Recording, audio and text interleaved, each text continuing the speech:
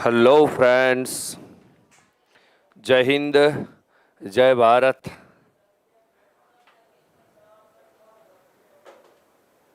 Very good afternoon. હા, પટેલ વિશાલભાઈ sir, your name? મારું નામ જયેશ આહિર છે. હા હા, મારા લેક્ચરની વાટ જોઈને જ બેઠા હોય છે. ઓકે, ચાલો ફટાફટ મિત્રો સેશનને શેર કરવાની શરૂઆત કરી દો. જય ભવાની, જય દ્વારકાધીશ, જય સોમનાથ. સેશનની શરૂઆત જ મિત્રો આપણે એ રીતે કરીએ કે લગભગ આપણા 33 કોટી દેવતાઓના આપણે નામ લઈ લેતા હોઈએ છીએ. એને વિદ્યાર્થીઓના મગજમાં સીધું ઘૂસી જ જવાનું, બીજી કોઈ વાત જ નહીં કરવાની. જય ચામુંડા. કે ફટાફટ મિત્રો સેશનને સારી રીતે શેર કરીએ. આજના લેક્ચરની અંદર ભારતનો સૌપ્રથમ પ્રામાણિક ઇતિહાસ આપણને જે મળે છે, મૌર્ય વંશ જે છે, એ મૌર્ય વંશ વિશે પણ વાત કરવાની છે. જેટલા વિદ્યાર્થીઓ આપણા સેશનની સાથે જોઈન્ટ થવાના છે એ બધા જ વિદ્યાર્થીઓને કહું કે જીસીઆરટી આધારિત આની અંદર મેં થોડા એનસીઆરટીના જે ટોપિક છે એ પણ એડ કરી દીધા છે. ઓકે, એટલે જીસીઆરટી એનસીઆરટી બધું મિક્સ થઈ જશે આમાં. ઓકે, હવે આનાથી આગળ જો કોઈ વિદ્યાર્થી ગ્રંથ નિર્માણ યુનિવર્સિટી બોર્ડ જે છે એમની બુક્સની અંદર આપેલો ડીપલી જીપીએસસી માટેની પ્રિપરેશન કરતા બેઝિક જીસીઆરટી બધા લોકો માટે જરૂરી જ છે, ઉપયોગી જ છે. અને એના વગર કોઈ ઓપ્શન છે જ નહીં કે તમે જીસીઆરટી ના કરો અને એક્ઝામ આપવા જાઓ તો એક્ઝામ આપતા સમયે પછતાવાનો કોઈ પાર નથી રહેવાનો. કારણ કે હાલ મિત્રો 2021 અને એ પછીની જેટલી કાંઈ પણ એક્ઝામ આવી ને એ એક્ઝામની અંદર તમે પ્રશ્નો ચેક કરો તો બેઠે બેઠા પ્રશ્નો જીસીઆરટીમાંથી ઉઠાવી લીધા છે. અને એમાં એવા જ વિદ્યાર્થીઓ બાજી મારી ગયા છે કે જે વિદ્યાર્થીઓને જીસીઆરટી સારી રીતે કવર થયેલી હતી, પછી એમણે જાતે કરી હોય કે કોઈક પાસે કરી હોય કે પછી કોઈકે કરાવી હોય, બરાબર ને? પણ જીસીઆરટી એ જીસીઆરટી છે. પ્રાઇવેટ પબ્લિકેશન કરો, મોટા મોટા લીથા તમે વાંચો, કોઈ પ્રોબ્લેમ નથી, પણ એના પહેલાં તમારો બેઝ જે છે એ બેઝ તમારે ક્લિયર હોવો જોઈએ. ઓકે, તો અહીંયાથી તમને જીસીઆરટી બી મળી જશે. હવે ઇનકેસ તમે એવું વિચારો કે સાહેબ મારે જે છે જીપીએસસી માટેની પ્રિપરેશન કરવી છે, સારા લેવલે જે છે મારે ડીપલી મૌર્યવંશ ભણવો છે, તો અહીંયા તમને લેક્ચરમાં એક આઈ બટન બી આપી દેવામાં આવશે. ઉપર આવી જશે લેક્ચર જે છે એ આપણે રેકોર્ડ મુકાઈ જશે. ઓકે, લાઈવ ખતમ થઈ જશે એની પછીના સમયમાં. ઓકે, તો ત્યાંથી તમે જે છે એ આસાનીથી આપણા મૌર્ય વંશનો જે ડિટેલ લેક્ચર છે એની અંદર પણ તમે એન્ટર થઈ શકશો. ઓકે, આજે મિત્રો એક શરૂઆતની એક જ વાત કહી દઉં, આમ તો મોટિવેટ જે છે એ આખી એક સેન્ટેન્સ છે. ઓકે, કેટલાય વિદ્યાર્થીઓ જે છે એવું વિચારતા હોય છે કે સર જે તે સમયે અમે एग्ज़ाम फेल करेली है, मैंने जब पिछली बार कांस्टेबल में ट्राई की थी, मैंने जब पिछली बार तलाटी की ट्राई की थी, तब मैं 1 मार्क्स से या 1 मार्क्स से मैं पीछे रह गई थी या मैं पीछे रह गया था. देखो ये जो बात है ना, जो अब चल गई. ओके, वो जो टाइम था वो टाइम अब गुजर गया. वो समय को याद करके आप आपका जो वर्तमान जी रहे हो, आप आपका जो भविष्य बनाने वाले हो, वो भविष्य को और ये अभी जो वर्तमान चल रहा है उसको बर्बाद मत करो. ये जो भी बात थी ना, इन सब की चर्चा करने से इतिहास कभी पीछे नहीं मुड़ा करता. जो हो गया सो हो गया, वो सब याद करने से आपका इतिहास पीछे नहीं मुड़ जाता. जो बीत गया बुद्धिमान उसका शौक नहीं करते. जो बीत गया बुद्धिमान उसका शौक नहीं करते. भविष्य की चिंता कर्मयोगी नहीं करता. ये बात मेरी कान खोल के सुन लो. जो बीत गया ना, बुद्धिमान उसकी चिंता नहीं करते और आने वाले भविष्य की चिंता कर्मयोगी नहीं करते. इस समय इसी क्षण क्या करना है उसका ये निश्चय आवश्यक हो जाता है कि आपको क्या करना है. उसका ये निश्चय आवश्यक हो जाता है कि आपको क्या करना है. ये बात अपने दिमाग में घुसा के चलो दोस्तों. ओके મિત્રો, સેશનને સારી રીતે જે છે એ દબાવીને શેર કરી દઈએ આપણે. ઓકે, અને હવે આપણે સામાજિક વિજ્ઞાન ધોરણ 6 જે છે એ સામાજિક વિજ્ઞાન ધોરણ 6 ની અંદર આપણે એન્ટર થઈએ એ પહેલાં આપણે ટેટ ટાટ વિશેની જે થોડી ડિટેલ છે એ ડિટેલની આપણે ચર્ચા કરી લઈએ. મિત્રો, ટેટ 1 અને ટેટ 2 માટે આપણે અહીંયા ઓફલાઈન એકેડમીની અંદર જે છે પાર્ટ 1 અને પાર્ટ 2 બંનેના લેક્ચર્સ જે છે બેચ એની શરૂઆત થઈ ચૂકેલી છે. 10 તારીખથી 13 તારીખ સુધી જે છે એનો ડેમો લેક્ચર છે. સમય સાંજે 4 વાગ્યાનો છે. 26,500 રૂપિયા ફીસ છે. જો ડેમોમાં કે ડેમો પહેલાં તમે પે કરેલા હોય તો 23,500 રૂપિયામાં તમે ટેટ 1-2ની પ્રિપરેશન કરી શકો છો. બેચ તારીખ 14થી રેગ્યુલર શરૂ થાય છે. આ બેચમાં એડમિશન લેવા માટે મિત્રો રજિસ્ટ્રેશન ફરજિયાત છે અને અહીંયા આપેલા નંબરથી તમે રજિસ્ટ્રેશન કરાવી શકો છો. Okay, TET 2, TET, TAT S, TAT HHH, TAT pass કરેલ ફેકલ્ટીઓ સાથે તમને અહીંયા પર ભણવાનો મોકો મળે છે. આપણી જે કાંઈ પણ ફેકલ્ટી ટીમ છે એ અહીંયા છે, જે ઓલરેડી બધી જ ફેકલ્ટીઓથી તમે સારી રીતે વાકેફ છો. ઇનકેસ કોઈ વિદ્યાર્થી એવું વિચારે છે કે સર અમે જે છે એ હવે અહીંયા ગાંધીનગરમાં આવીને પ્રિપેરેશન કરી શકીએ એમ નથી, કોઈ બી રીતે કેપેબલ નથી, તો તમે જ્ઞાન એકેડમીની આ જ ફેકલ્ટીઓ પાસે અભ્યાસ કરી શકો એવો પેડ કોર્સ પણ આપણો એપ્લિકેશન કોર્સ તમે ખરીદી શકો છો. ટેટ 1 અને ટેટ 2 એમાં 15 નવેમ્બર સુધી તમને 50% ડિસ્કાઉન્ટ મળે છે મિત્રો. એમાં શું મળશે તો ફ્રી મટીરિયલનો સેટ મળશે, ટેસ્ટની એપ્લિકેશન મળશે. જો પાર્ટ 1 તમે લાઈવ લેવા માગો છો તો 11,499 રૂપિયામાં, જે 9 મહિનાની વેલિડિટી છે. પાર્ટ 2 તમને રેકોર્ડેડ મળે છે, જે 9,499 રૂપિયામાં 6 મહિનાની વેલિડિટી છે. ક્લિયર છે? એ સિવાય ગુજરાતની સર્વશ્રેષ્ઠ faculty team, best material, online test, live chatbox, lecture PDF, doubt solving YouTube session, આ બધી જ સુવિધાઓ તમને મળે છે. અહીંયા પર આપેલા નંબર ઉપર સંપર્ક કરી અને તમે તમામ માહિતી મેળવી શકો છો. સર તમે પહેલાં મળ્યા હોત તો અત્યારે અમે પાસ થઈ ગયા હોત, કાંઈ વાંધો નહીં. અને જો બીત ગયા बुद्धिमान उसका शौक नहीं करते और आने वाले भविष्य की चिंता कर्मयोगी कभी नहीं करता. अब मिल गए ना हम मिल गए ना तो अब कुछ तूफानी करेंगे. મિત્રો શરૂઆત કરીએ. ઓકે, ચંદ્રગુપ્ત મૌર્ય અને સમ્રાટ અશોક એટલે કે મૌર્ય વંશનું જે ભારત છે એ મૌર્ય વંશના ભારત વિશેની આપણે જબરજસ્ત ડિટેલમાં આજે જવાનું છે. હવે અહીંયાથી મિત્રો આપણે આગળ જઈએ. એક વખત સેશનને દબાવીને શેર કરી દો મિત્રો, જેથી રેગ્યુલર જે વિદ્યાર્થીઓ જોડાય છે એ વિદ્યાર્થીઓને ખબર પડી જાય ઓકે કે સાહેબ જે છે એ લાઈવ આવી ગયા છે. ઓકે, જોઈએ મિત્રો મૌર્ય વંશ જે છે એના સ્થાપક અને શાસક વિશે આપણે સૌ પ્રથમ તો વાત કરીએ. તો એના પહેલા આપણે વિચારીએ કે મિત્રો આપણે મગધ સામ્રાજ્ય જે ભણેલા આપણા બીજા લેક્ચરની અંદર જે છે, આપણા ગઈકાલના લેક્ચરની એની અને આગળના લેક્ચરમાં આપણે મગધ સામ્રાજ્ય વિશે વાત કરેલી. તો જે મગધ સામ્રાજ્ય હતું એની અંદર ટોટલ 3 વંશો વિશે આપણે વાત કરેલી છે. એક સૌ પ્રથમ આવશે મિત્રો હર્યક વંશ. એ હર્યક વંશ પછીનો જે વંશ છે એનું નામ હતું નાગવંશ, અને નાગવંશ પછીનો જે વંશ છે એનું નામ હતું નંદવંશ. શું નામ હતું? નંદવંશ. અને આ જે નંદવંશ છે જે એ નંદવંશનો અંતિમ રાજા જેનું નામ છે ધનાનંદ. નંદવંશનો અંતિમ રાજા કોણ છે? ધનાનંદ છે. હવે ક્યાંક આ ધનાનંદ અને ચંદ્રગુપ્ત મૌર્ય જે છે એ બંનેનું કનેક્શન થશે યુદ્ધના મેદાનની અંદર. આપણે વાત કરીએ તો મૌર્ય વંશના સ્થાપક કોણ છે? તો ચંદ્રગુપ્ત મૌર્ય છે. અને એનો સમયગાળો કેટલો? તો ઈસવીસન પૂર્વે 321 થી ઈસવીસન પૂર્વે 297. સાહેબ 321માં એમનો જન્મ થયેલો નહીં, 321માં એ ગાદી ઉપર બેસે છે. ક્યાં પર બેસે છે ભાઈ? ગાદી ઉપર બેસે છે. તો સાહેબ આજે ચંદ્રગુપ્ત મૌર્ય જે છે એમનો જન્મ ક્યારે થયો છે? તો ઈસવીસન પૂર્વે 345. ક્યારે જન્મ થયો છે ભાઈ? ઈસવીસન પૂર્વે 345માં ચંદ્રગુપ્ત મૌર્યનો જન્મ થાય છે નેપાળના પીપળી વન ખાતે. કઈ જગ્યા પર થાય છે ભાઈ? નેપાળનું જે પીપળી વન છે એ પીપળી વન ખાતે એમનો જન્મ થાય છે.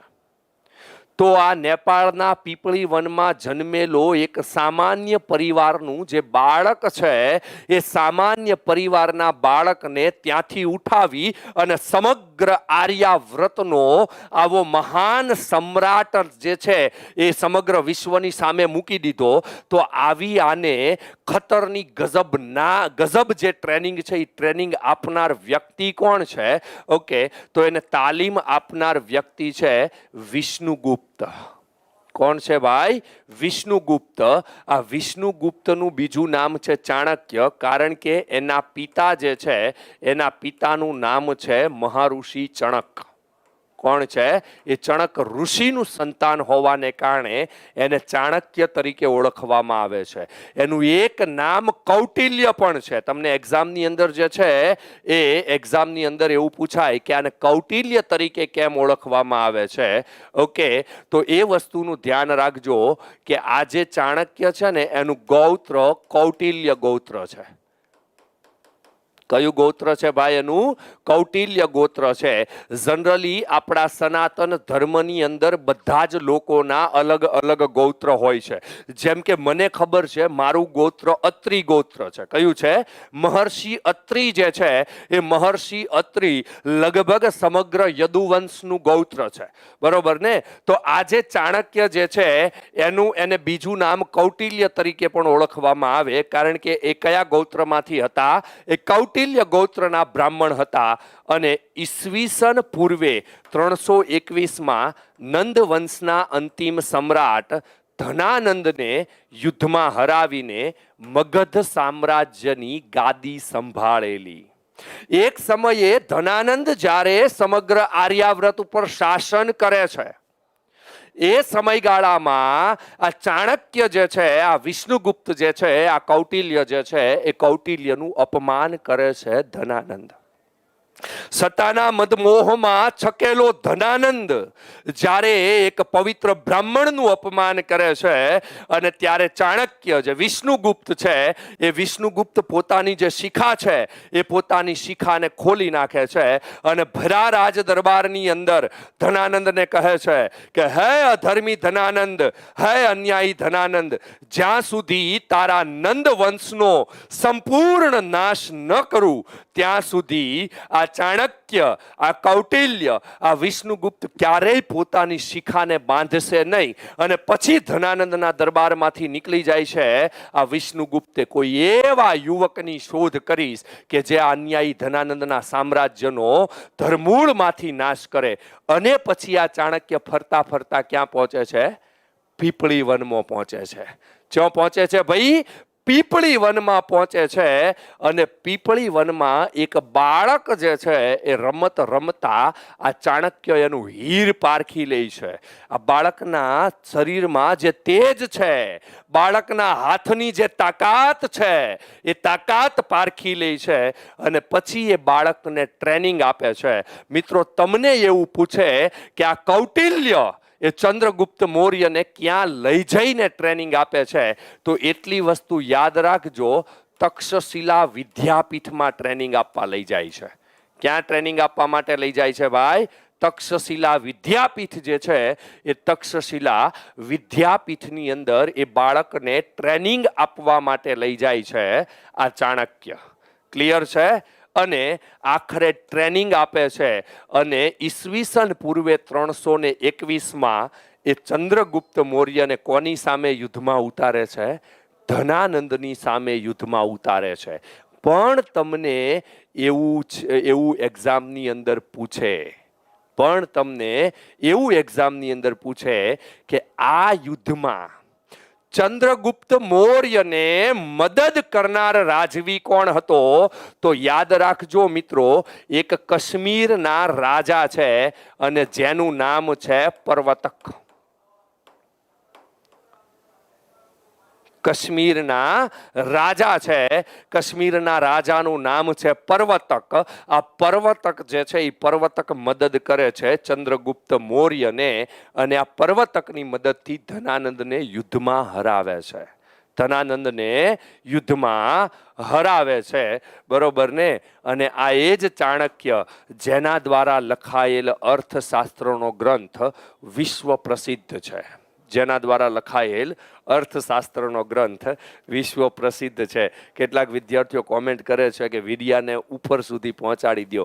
હમણાં જ એક વિદ્યાર્થીએ મને એક વિડીયો મોકલો હતો, બરોબર ને, ઝી ન્યૂઝની ચેનલ. આ ખોટી વાત નહીં કરતો, વિદ્યાર્થીએ મને એક ફોટો મોકલો હતો. ઝી ન્યૂઝની ચેનલમાં આપણા દેશના યશસ્વી વડાપ્રધાન નરેન્દ્ર મોદી સાહેબ પોતે પણ લાઈવ હતા, અહીંયાથી હું પણ લાઈવ હતો. ખાલી એ તો હજી લાઈવ થયા જ હશે, બાકી સાહેબના એટલા વ્યૂ પોસિબલ ના હોય, બરોબર ને? ઝી ન્યૂઝની ચેનલમાં તે દિવસે લાઈવ જેટલા લોકો મોદી સાહેબને નિહાળી રહ્યા હતા ને એટલા લોકો હતા 865 લોકો, અને તે દિવસે મને અહીંયા લાઈવ નિહાળી રહ્યા હતા 1236 લોકો. એટલે એક વિદ્યાર્થીએ આખું એનું પેલું બનાવ્યું હતું, એટલે કે મોદી સાહેબ ને ઓછા લાઈવ છે, જયેશ સાહેબના વધારે લાઈવ છે. ઓકે, એ તો જી ન્યૂઝના. બાકી મોદી સાહેબ પોતે લાઈવ થાય તો ભાઈ લાખો કરોડો લોકો એને જોવામાં વાળા હોય, બરોબર?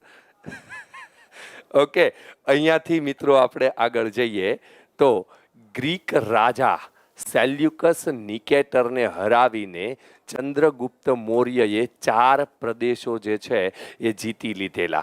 હવે અહીંયા હું તમને મહત્વની વાત કરું. સિકંદર જ્યારે ભારતમાં આવે છે, સમજી લ્યો કે આ ભારતની સીમા છે, બરોબર ને?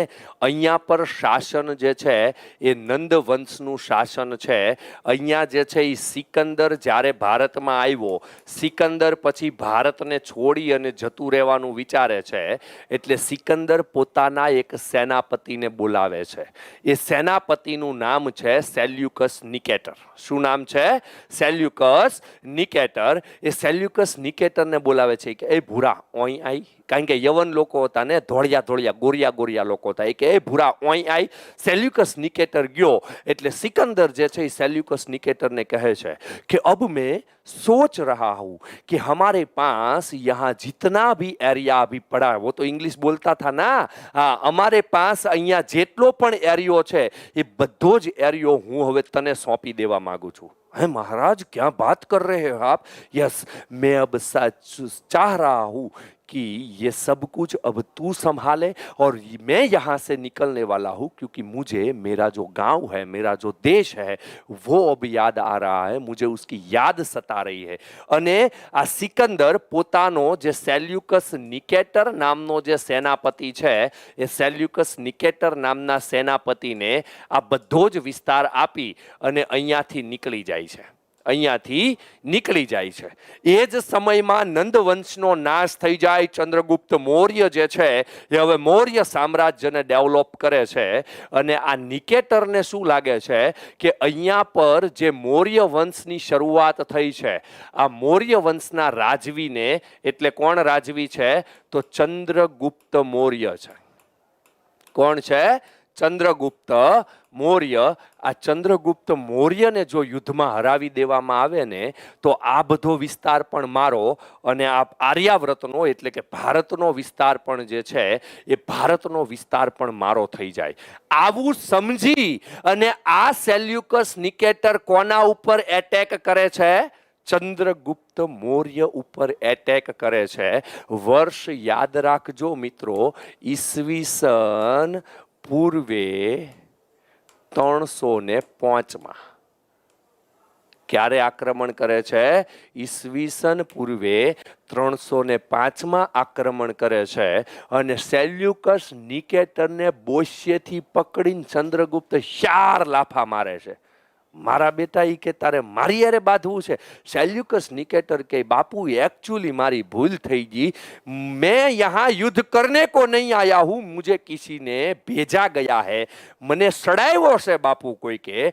અને પછી આ ચંદ્રગુપ્ત મૌર્ય જે છે એ કહે છે બોલ હવે તારે શું કરવું? તો કે બાપू मैं चाहता हूँ कि समाधान हो जाए. સમાધાન જો ભૂરા તારે કરવું હોય તો તારે તારી દીકરી મારા સાથે પરણાવવી પડે.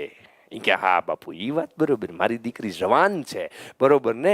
અને સમાધાન પેટે આ સેલ્યુકસ નિકેટર જે છે એ પોતાની દીકરી હેલેનાને પરણાવે છે. કોની સાથે પરણાવે છે?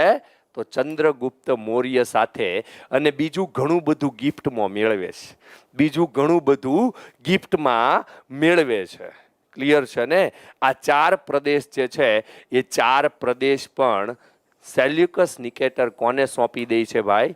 ચંદ્રગુપ્ત મૌર્યને સોંપી દે છે. આ 4 પ્રદેશમાંથી એક કાબુલ છે અફઘાનિસ્તાન, એક કંદહાર છે અફઘાનિસ્તાન, એક હેરાત પ્રદેશ એટલે પાકિસ્તાન અફઘાનિસ્તાન વચ્ચેનો હેરાત પ્રદેશ, અને બલુચિસ્તાન એટલે કે જ્યાં બલોચ જાતિનું નિવાસસ્થાન છે એવું પાકિસ્તાનનો એક પ્રદેશ, પાકિસ્તાનનો એ પ્રદેશ. ઓકે, આના પહેલા પણ ચંદ્રગુપ્ત મૌર્યના લગ્ન થાય છે કોની સાથે? તો જે ધનાનંદ જે છે એ ધનાનંદને જ્યારે યુદ્ધની અંદર ચંદ્રગુપ્ત મૌર્ય હરાવે છે ત્યારે એની દીકરી છે, એનું નામ છે દુર્ધરા. શું નામ છે? દુર્ધરા. એ દુર્ધરા સાથે પણ ચંદ્રગુપ્ત મૌર્ય જે છે એ લગ્ન કરે છે. હા ભાઈ, રાજા મહારાજાઓના લગ્ન ઘણા થતા, બરોબર ને? કારણ કે પહેલી વસ્તુ મોંઘવારી એને બિલકુલ ન નડતી,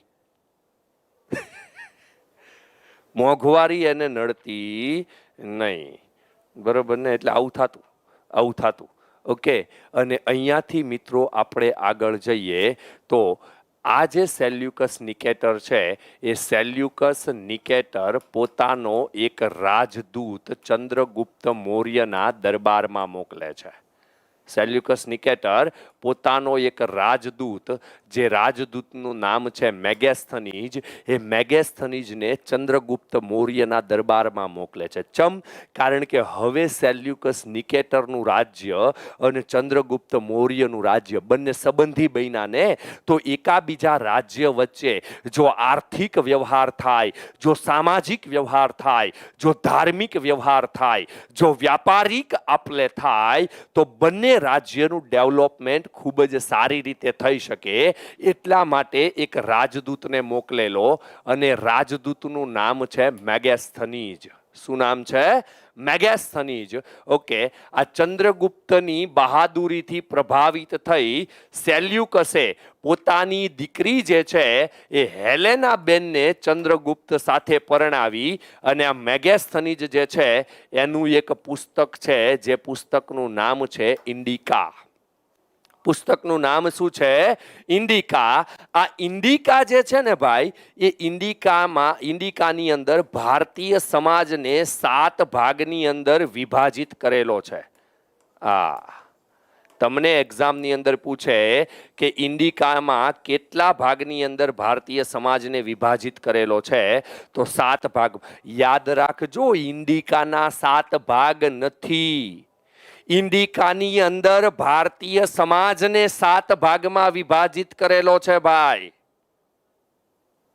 ઇન્ડિકામાં ભારતીય સમાજને 7 ભાગની અંદર વિભાજિત કરેલો છે, અને આ ઇન્ડિકા એવો ભારતનો પ્રથમ ગ્રંથ છે જેમાંથી સામાજિક ભારત, આર્થિક ભારત, ધાર્મિક ભારત, રાજકીય ભારત, મતલબ તમામ પાસાની સૌ પ્રથમ વખત કોઈ એક જ પુસ્તકમાંથી જો આપણને માહિતી મળતી હોય તો એ પુસ્તકનું નામ છે ઇન્ડિકા. અને એટલે જ આ મેગેસ્થનીજને ભારતીય ઇતિહાસના પિતા તરીકે ઓળખવામાં આવે છે.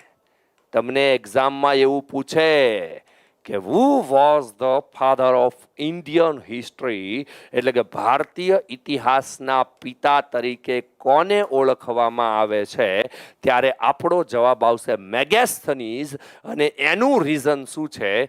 ઇન્ડિકા. શું છે? Indica. Yes, father of Indian history. Father of Indian history. who was the father of world history? વિશ્વ ઇતિહાસના પિતા જે છે એ નામથી કોને ઓળખવામાં આવે છે? તો હેરોડોટ્સ. કોણ આવશે? હેરોડોટ્સ.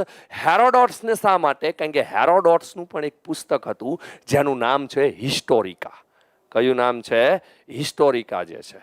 ક્લિયર છે ને?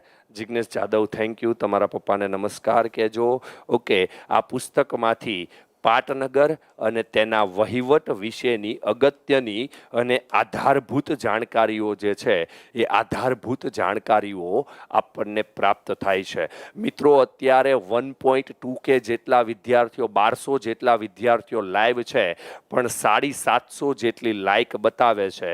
તો બીજા જે 400 થી 500 વિદ્યાર્થીઓ જે લાઈક નથી કરી, એવા વિદ્યાર્થીઓને હું એક વાત કહું કે લાઈક કરવાના તમારે કોઈ પૈસા નથી ચૂકવવા પડવાના. હું જે તમને અહીંયાથી ભણાવું છું એ ફ્રી ઓફ ચાર્જમાં ભણાવું છું.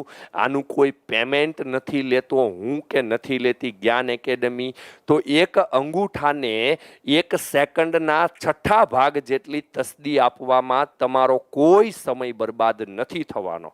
અમે જે અહીંયાથી 2 કલાક સુધી બોલીએ છીએ, તમારા મગજમાં નાખીએ છીએ, આનું બેનિફિટ તમને એક્ઝામમાં દેખાશે. ક્લિયર છે ને? પાસ થઈ જશો તો તમારા માતા પિતાના દિલથી આશીર્વાદ મળશે. અત્યારે ખાલી લાઈક આપી દો, અત્યારે ખાલી લાઈક આપી દો. ક્લિયર છે ને? અને અહીંયાથી મિત્રો આપણે આગળ જઈએ તો રાજ્ય વિસ્તારની વાત કરીએ કે આજે મૌર્ય સામ્રાજ્ય જે છે એ મૌર્ય સામ્રાજ્યનો વિસ્તાર જે તે સમયે કેટલા એરિયા સુધીમાં ફેલાયેલો, તો સમજો, સમગ્ર ભારત પર એક સાર્વભૌમ સત્તા સ્થાપવાનો સૌ પ્રથમ વખત પ્રયત્ન થયો હોય તો એ મૌર્ય સામ્રાજ્યમાં થયેલો છે. તમને એક્ઝામમાં એવું પૂછે કે સૌ પ્રથમ ભારતની અંદર સાર્વભૌમત્વ સ્થાપવાનો પ્રયાસ કરનાર કોઈ રાજવી હોય અથવા તો કોઈ વંશ હોય તો એ જે છે એમાં આન્સર શું આવશે? તો વંશમાં મૌર્ય વંશ આવશે અને રાજવીની અંદર, રાજાની અંદર ચંદ્રગુપ્ત મૌર્ય આવશે. ચંદ્રગુપ્ત મૌર્ય આવશે. આનો વિસ્તાર ક્યાં સુધીનો છે ભાઈ? તો કંદહારથી લઈ અને પૂર્વમાં બંગાળ સુધી તેનું શાસન હતું. કંદહાર એટલે મિત્રો આજે અત્યારનો જે અફઘાનિસ્તાનનો પ્રદેશ જે છે એ અફઘાનિસ્તાનના પ્રદેશથી આજે બંગાળ સુધીનો જે વિસ્તાર છે એ વિસ્તાર સુધી ચંદ્રગુપ્ત મૌર્યનું શાસન હતું. દક્ષિણમાં જો તમે આવો છો તો સૌરાષ્ટ્રમાં પણ તેનું શાસન હોવાના પુરાવાઓ આપણને મળે છે. સૌરાષ્ટ્રમાં ક્યાં? તો જુનાગઢ જે છે એ જુનાગઢ એટલે કે ગિરિનગરની અંદર આ ચંદ્રગુપ્ત મૌર્યનો એક સુબો જે છે એ સુબાની ત્યાં નિમણૂક થયેલી. ઓકે, એ સુબાનું નામ છે પુષ્યગુપ્ત નામના વૈશ્ય અમાત્યને ત્યાંના રાષ્ટ્રીય એટલે કે રાજ્યપાલ તરીકે નિમ્યા હોવાનું આધારોમાં જણાવેલ છે. હવે ત્યાંના શિલાલેખ પ્રમાણે એક માહિતી હું તમને આપું કે ચંદ્રગુપ્ત મૌર્ય જે છે ને એ ચંદ્રગુપ્ત મૌર્યના સાળા સાહેબ હતા. કોણ હતા ભાઈ? ચંદ્રગુપ્ત મૌર્યના સાળા સાહેબ હતા. એક સમયે ચંદ્રગુપ્ત મૌર્ય જે છે એ જમી કારવી અને બેઠા હતા ફ્રી થઈને, ત્યારે એમના એક વાઈફ આવ્યા અને એમના વાઈફે આવીને વાત કરી, બરોબર ને? આજે બપોર પછી મારા ભાઈને ફોન આવ્યો હતો. હું કહેતા હતા તમારા ભાઈ? મારા ભાઈ એવું કહેતા હતા કે મારે ગ્રેજ્યુએશન પૂરું થઈ જશે. એમ? હા. તો હવે શું કરવાનું છે? હવે એમ કહેતા હતા કે મારા જીજુને કહેજો ને ત્યાં વળી મારી હાટું નોકરી હોય તો ગોતે. મારી પાસે કોઈ જ વેકેન્સી અત્યારે અવેલેબલ નથી તમારા ભાઈશ્રી માટે. તમે રાયડું ઓછી પાડો ને આવું શું કરો? વળી મારા ભાઈને નોકરી કરવી છે, બરોબર ને? અને મંત્રી તો એવું કહેતા હતા કે જુનાગઢમાં એક જગ્યા છે તો વળી આમ જુઓ મારા ભાઈનું કંઈક થતું હોય તો કરાવી દો નહીં. હા. અને ચંદ્રગુપ્ત મૌર્ય જે છે એ માની જાય છે અને પોતાના જે શાળા છે એ પોતાના શાળાને જુનાગઢના રાજ્યપાલ બનાવે. આ એના શાળા હતા. એ અત્યારે આ પરીક્ષાનો માહોલ છે એવો તે દી નહોતો, નકર ચંદ્રગુપ્ત મૌર્યના શાળાને ફોન કરીને કહે ગ્રેજ્યુએશન પૂરું થઈ ગયું? તો કે હા થઈ તો ગયું છે. હા તો હવે તલાટીની તૈયારીમાં લાગી જાઓ, હમણાં જ આવવાની છે પરીક્ષા, મારે વાત થઈ ગઈ છે. ઓકે. અહીંયાથી મિત્રો આપણે આગળ જઈએ તો હજુ રાજ્ય વિસ્તારની જ વાત કરીએ. સૌરાષ્ટ્રમાં આવેલ ગિરિનગર એટલે જુનાગઢનું જૂનું નામ ના ગિરનાર પર્વતમાંથી નીકળતી નદીઓ પર બંધ બાંધીને પુષ્યગુપ્તએ એક તળાવનું નિર્માણ કરાવેલું. આજે સુદર્શન તળાવ જે છે ને એ વિશ્વનું પ્રથમ માનવ નિર્મિત તળાવ મનાય છે. પ્રથમ માનવ નિર્મિત. આ વસ્તુ યાદ રાખજો. માનવ નિર્મિત સરોવર પૂછે, માનવ નિર્મિત તળાવ પૂછે, માનવ નિર્મિત બંધ પૂછે, બરોબર ને? બધામાં જવાબ શું આવશે? સુદર્શન તળાવ આવશે. અને આ સુદર્શન તળાવની જે નિર્માણ કાર્ય જે છે એ કોણે કરાવેલું? તો પુષ્યગુપ્તએ કરાવેલું. ઓકે. અને કયા રાજાના આધિપત્યમાં? તો ચંદ્રગુપ્ત મૌર્યના આધિપત્યમાં. અને ક્યારે કરાવેલું? તો ઈસવીસન પૂર્વે 3જી સદીમાં. ક્યારે કરાવેલું ભાઈ? ઈસવીસન પૂર્વે 3જી સદીનો જે સમયગાળો છે. આમ તો 3જી સદીનો સમયગાળો પણ થાય અને 4થી સદીનો સમયગાળો પણ ગણી શકાય. ક્લિયર છે ને?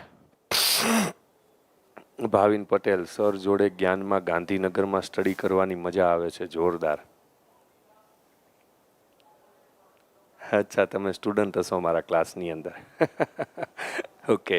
અને વાયવ્યમાં છેક દક્ષિણ ભારતમાં કોંકણ, એટલે મિત્રો મહારાષ્ટ્ર અને ગોવાનો જે વિસ્તાર છે અને આપણે કોંકણ પટ્ટો કહીએ છીએ. પછી કર્ણાટક, મહારાષ્ટ્ર વગેરે પ્રદેશો પણ મગધ સામ્રાજ્યનો જ એક ભાગ હતા. અને પશ્ચિમમાં ગાંધાર એટલે કે અફઘાનિસ્તાન સુધીના પ્રદેશો પણ કોના હેઠળમાં આવતા હતા? ચંદ્રગુપ્ત મૌર્ય જે છે એ ચંદ્રગુપ્ત મૌર્યના હેઠળમાં આવતા હતા. તમને એક્ઝામની અંદર ક્લાસ 3માં મિત્રો નોર્મલી વિસ્તારનો ક્વેશ્ચન પૂછી લે કે ભાઈ દક્ષિણમાં ક્યાં સુધી શાસન, ઉત્તરમાં ક્યાં સુધી, પૂર્વમાં ક્યાં સુધી અને પશ્ચિમમાં ક્યાં સુધી, બરોબર ને? તો તમને ખબર હોવી જોઈએ કે સાહેબ કંદહાર અફઘાનિસ્તાનથી લઈ અને બંગાળ સુધી, નીચે મહારાષ્ટ્ર, ગોવા, કર્ણાટકથી લઈ અને ઉપર જમ્મુ કાશ્મીર સુધીનો વિસ્તાર આખે આખો કોના બાપાના શાસનમાં આવતો? તો ચંદ્રગુપ્ત મૌર્યના શાસનમાં આવતો. બરોબર ને? આપણે એમ કહીએ ને કે આ તારા બાપનું હે. હા, એ બધું એના બાપાનું હતું. એ બધું એના બાપાનું હતું. બરોબર ને? હા.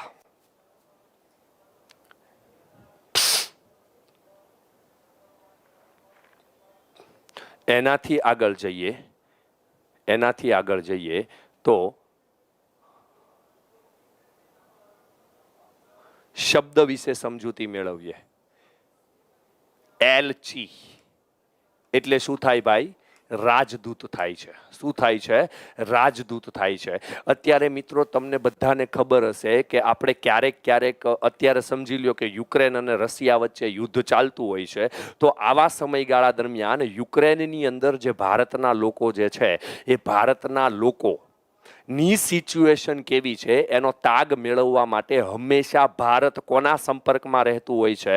તો ભારતના જે હાઈ કમિશનર યુક્રેનમાં બેઠેલા હોય છે એ ઓલરેડી રાજદૂત કહેવાય છે. શું કહેવાય છે ભાઈ?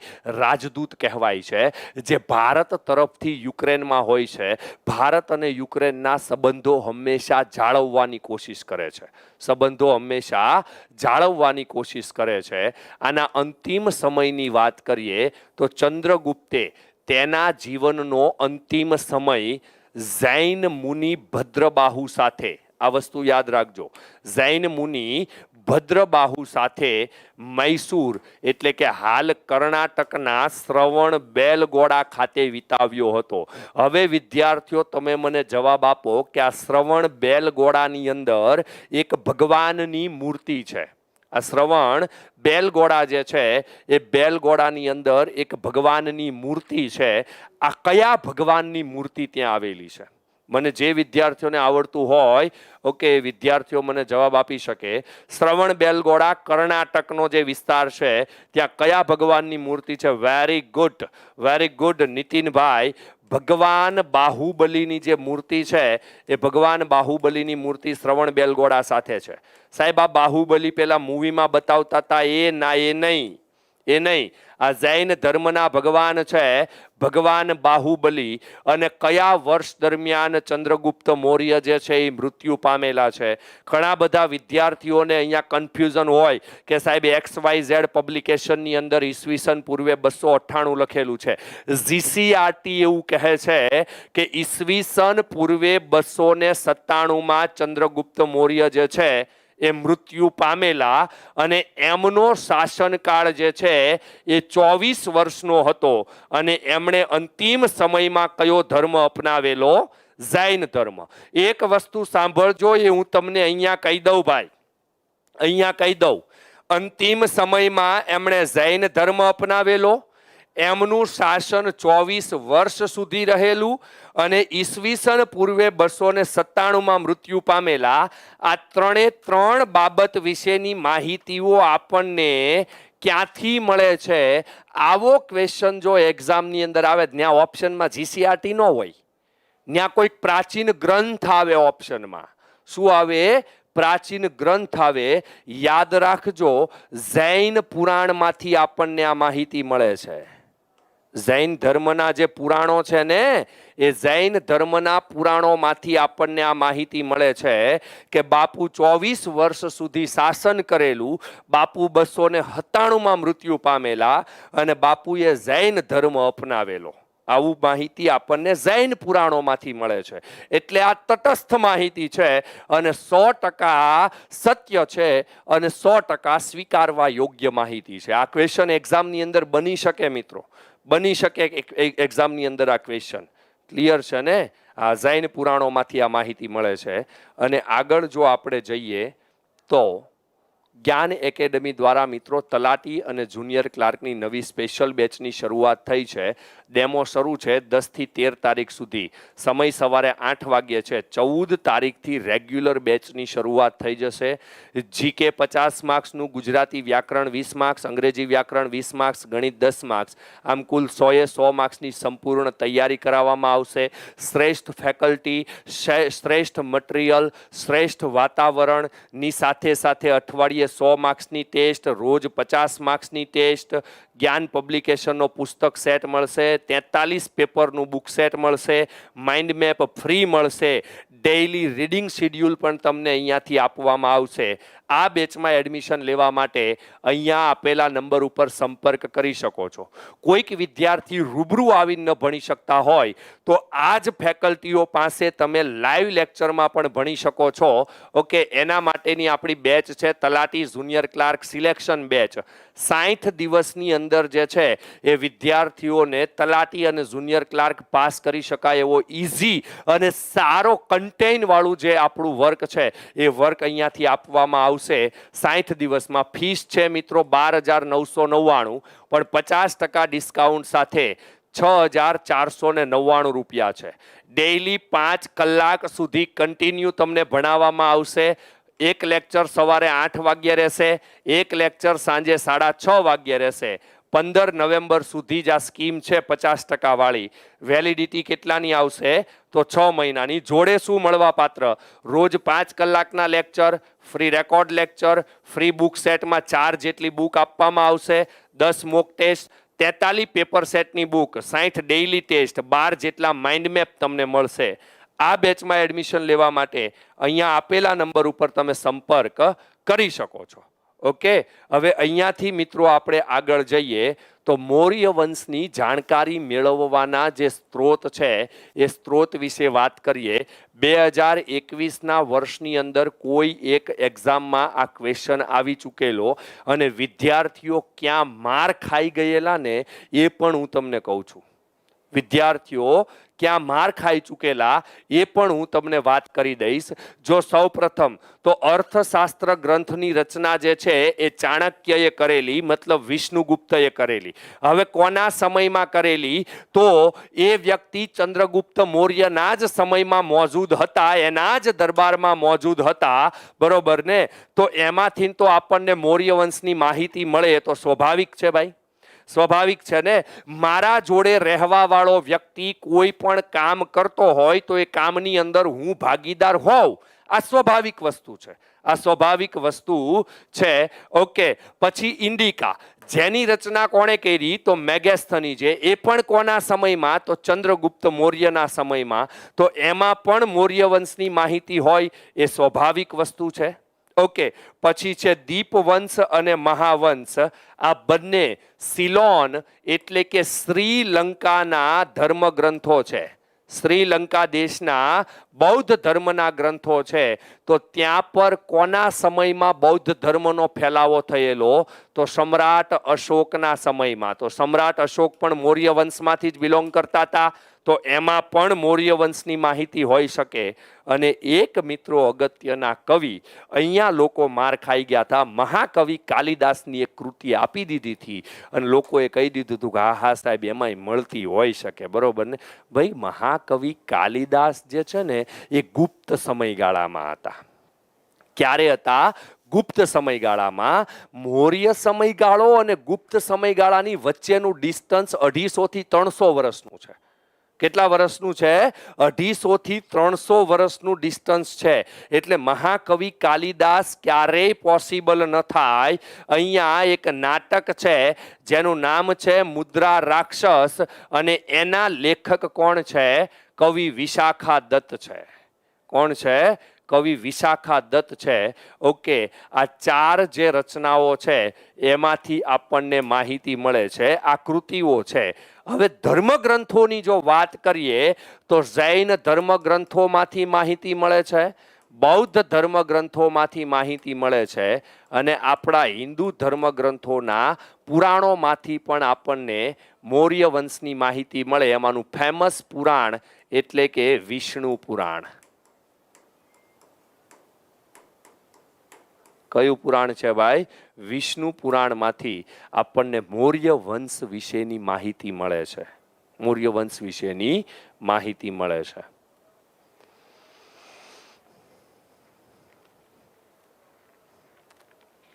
ના ના ના ના ના વિશાલભાઈ, એવો ખોટો લોડ નહીં લેવાનો. બરોબર ને? કોઈ વ્યક્તિને જો એવું લાગતું હોય કે આખો દી વાંચા કરીએ ને આપણે એક્ઝામ પાસ થઈ જઈએ, નહીં, ઇટ્સ ઇમ્પોસિબલ. બરોબર ને? હા, વાંચા કરવાથી જો એક્ઝામ પાસ થતી હોય ને તો મારી પાસે એવા કેટલાય વ્યક્તિઓને હું ઓળખું છું જે આખા દીમાં 10-10, 12-12 કલાક વાંચે. હવે આમને શરૂ રહે ને તો લગભગ 4-5-6 મહિનામાં ગાંડાઈ થઈ જવાના છે. ઓકે, હાર્ડ વર્ક મહત્વનું નહીં, સ્માર્ટ વર્ક મહત્વનું છે ભાઈ. સ્માર્ટ વર્ક મહત્વનું છે. તમે કેટલું સમજો છો, તમારા મગજની અંદર કેટલું જાય છે, એ સૌથી વધારે મહત્વની વસ્તુ છે. બાકી વાંચવા તો તમે કોઈકને આપો તો આખા દિવસમાં આખો લીથો વાંચી નાખે. એનો મતલબ એવો નહીં કે લીથો આવડી ગયો. ઓકે, હા. અને અહીંયાથી આપણે આગળ જઈએ તો ગ્રાન્ડ ટ્રંક રોડ વિશે સૌથી અગત્યની વાત કરવાની છે, જેને આપણે GTR તરીકે ઓળખીએ છીએ. કયા નામથી ઓળખીએ છીએ? GTR એવા નામથી ઓળખીએ છીએ, જે એશિયા ખંડનો મિત્રો સૌથી જૂનો અને સૌથી લાંબો મુખ્ય રોડ છે. મને ખ્યાલ છે જ્યારે વિદ્યાર્થીઓને આના વિશે હું ઓફલાઈનમાં કે ઓનલાઈનમાં પૂછતો ને ત્યારે વિદ્યાર્થીઓ તરફથી એવા સવાલ જવાબ મને આપવામાં આવતા કે ગ્રાન્ડ ટ્રંક રોડનું નિર્માણ શેર શાહ સૂરીએ કરાવેલું છે. મગજમાં જો વેમને પાળેલો હોય ને તો એ વેમને કાઢી નાખજો, કારણ કે GCRT જે છે એ પણ એ જ કહે છે કે આનું નિર્માણ કોના સમયગાળામાં થયેલું ભાઈ? ચંદ્રગુપ્ત મૌર્યના સમયગાળામાં થયેલું. અને ચંદ્રગુપ્ત મૌર્ય એ જ આનું નિર્માણ કરાવેલું છે. ચંદ્રગુપ્ત મૌર્યએ જ આનું નિર્માણ કરાવેલું છે. સાહેબ, શા માટે એણે નિર્માણ કરાવ્યું? ઈ ભયને શું જરૂર હતી? બરોબર ને? તો મિત્રો, વ્યાપાર માટે. શેના માટે? વ્યાપાર માટે. તેથી આનું નામ ગ્રાન્ડ ટ્રંક રોડ નહોતું. તે દિવસે આને વ્યાપારી માર્ગ તરીકે ઓળખવામાં આવતો.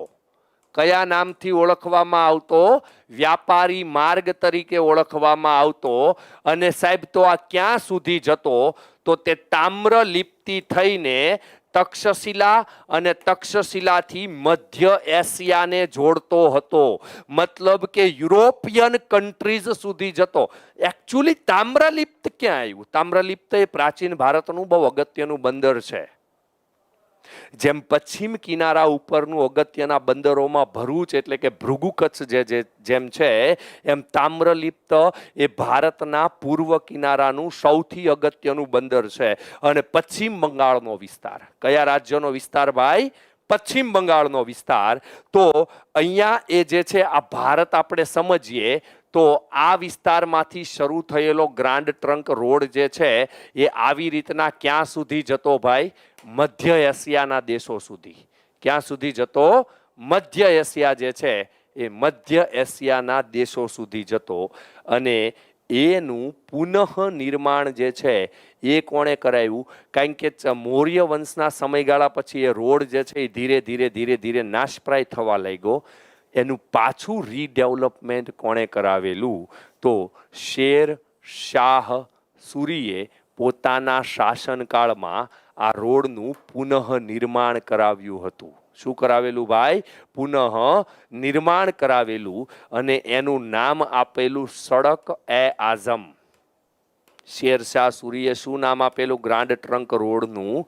સડક એ આઝમ એવું નામ આપેલું. કોણે આપેલું? તો શેર શાહ સૂરીએ આપેલું. અને ફરીથી એનું પુનઃ નિર્માણ એટલે કે રીડેવલપમેન્ટ કોણે કરાવ્યું? તો ડેલ હાઉસી જે છે એમણે કોલકાતાથી પેશાવર સુધી આ રોડનું પુનઃ નિર્માણ કરાવેલું. ક્યાંથી ક્યાં સુધી ભાઈ? કોલકાતાથી જે પેશાવર છે એ પેશાવર સુધી આ રોડનું નિર્માણ કરાવેલું. મતલબ ગ્રાન્ડ ટ્રંક રોડ સાથે કેટલા વ્યક્તિઓ સંકળાયેલા છે? એક ચંદ્રગુપ્ત મૌર્ય જે મૂળ બનાવનાર છે, બીજો આવશે શેર શાહ સૂરી, અને ત્રીજો કોણ આવશે? તો governor general lord Dalhousie. Lord Dalhousie. Clear છે ને? હા. અને વર્તમાનમાં શું છે આની હાલત? તો દિલ્હીથી કોલકાતા સુધીના રાષ્ટ્રીય ધોરીમાર્ગ તરીકે ઓળખાય છે. મતલબ કે નેશનલ હાઈવેના નામથી ઓળખાય છે. હવે જે વિદ્યાર્થીને ખબર હોય એ કોમેન્ટ કરીને જણાવો, બરોબર ને, કે નેશનલ હાઈવે કેટલામાં નંબરનો છે? આ કેટલામાં નંબરનો નેશનલ હાઈવે છે આ?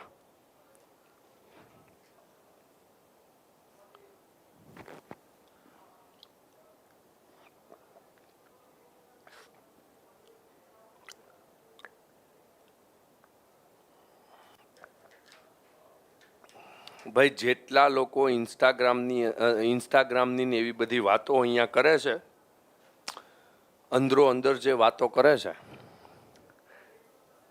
ક્યારનો કોમેન્ટમાં નજર છે, બંધ કરી દો તો સારું. આઈડી બ્લોક થઈ જશે, પછી અનબ્લોક નહીં કરું, બરોબર ને? કારણ કે આ સિરીઝ મેં ગુજરાતના વિદ્યાર્થીઓને ભણાવવા માટે શરૂ કરી છે, તમારા ઇન્સ્ટાગ્રામની એડવર્ટાઇઝ માટે નહીં.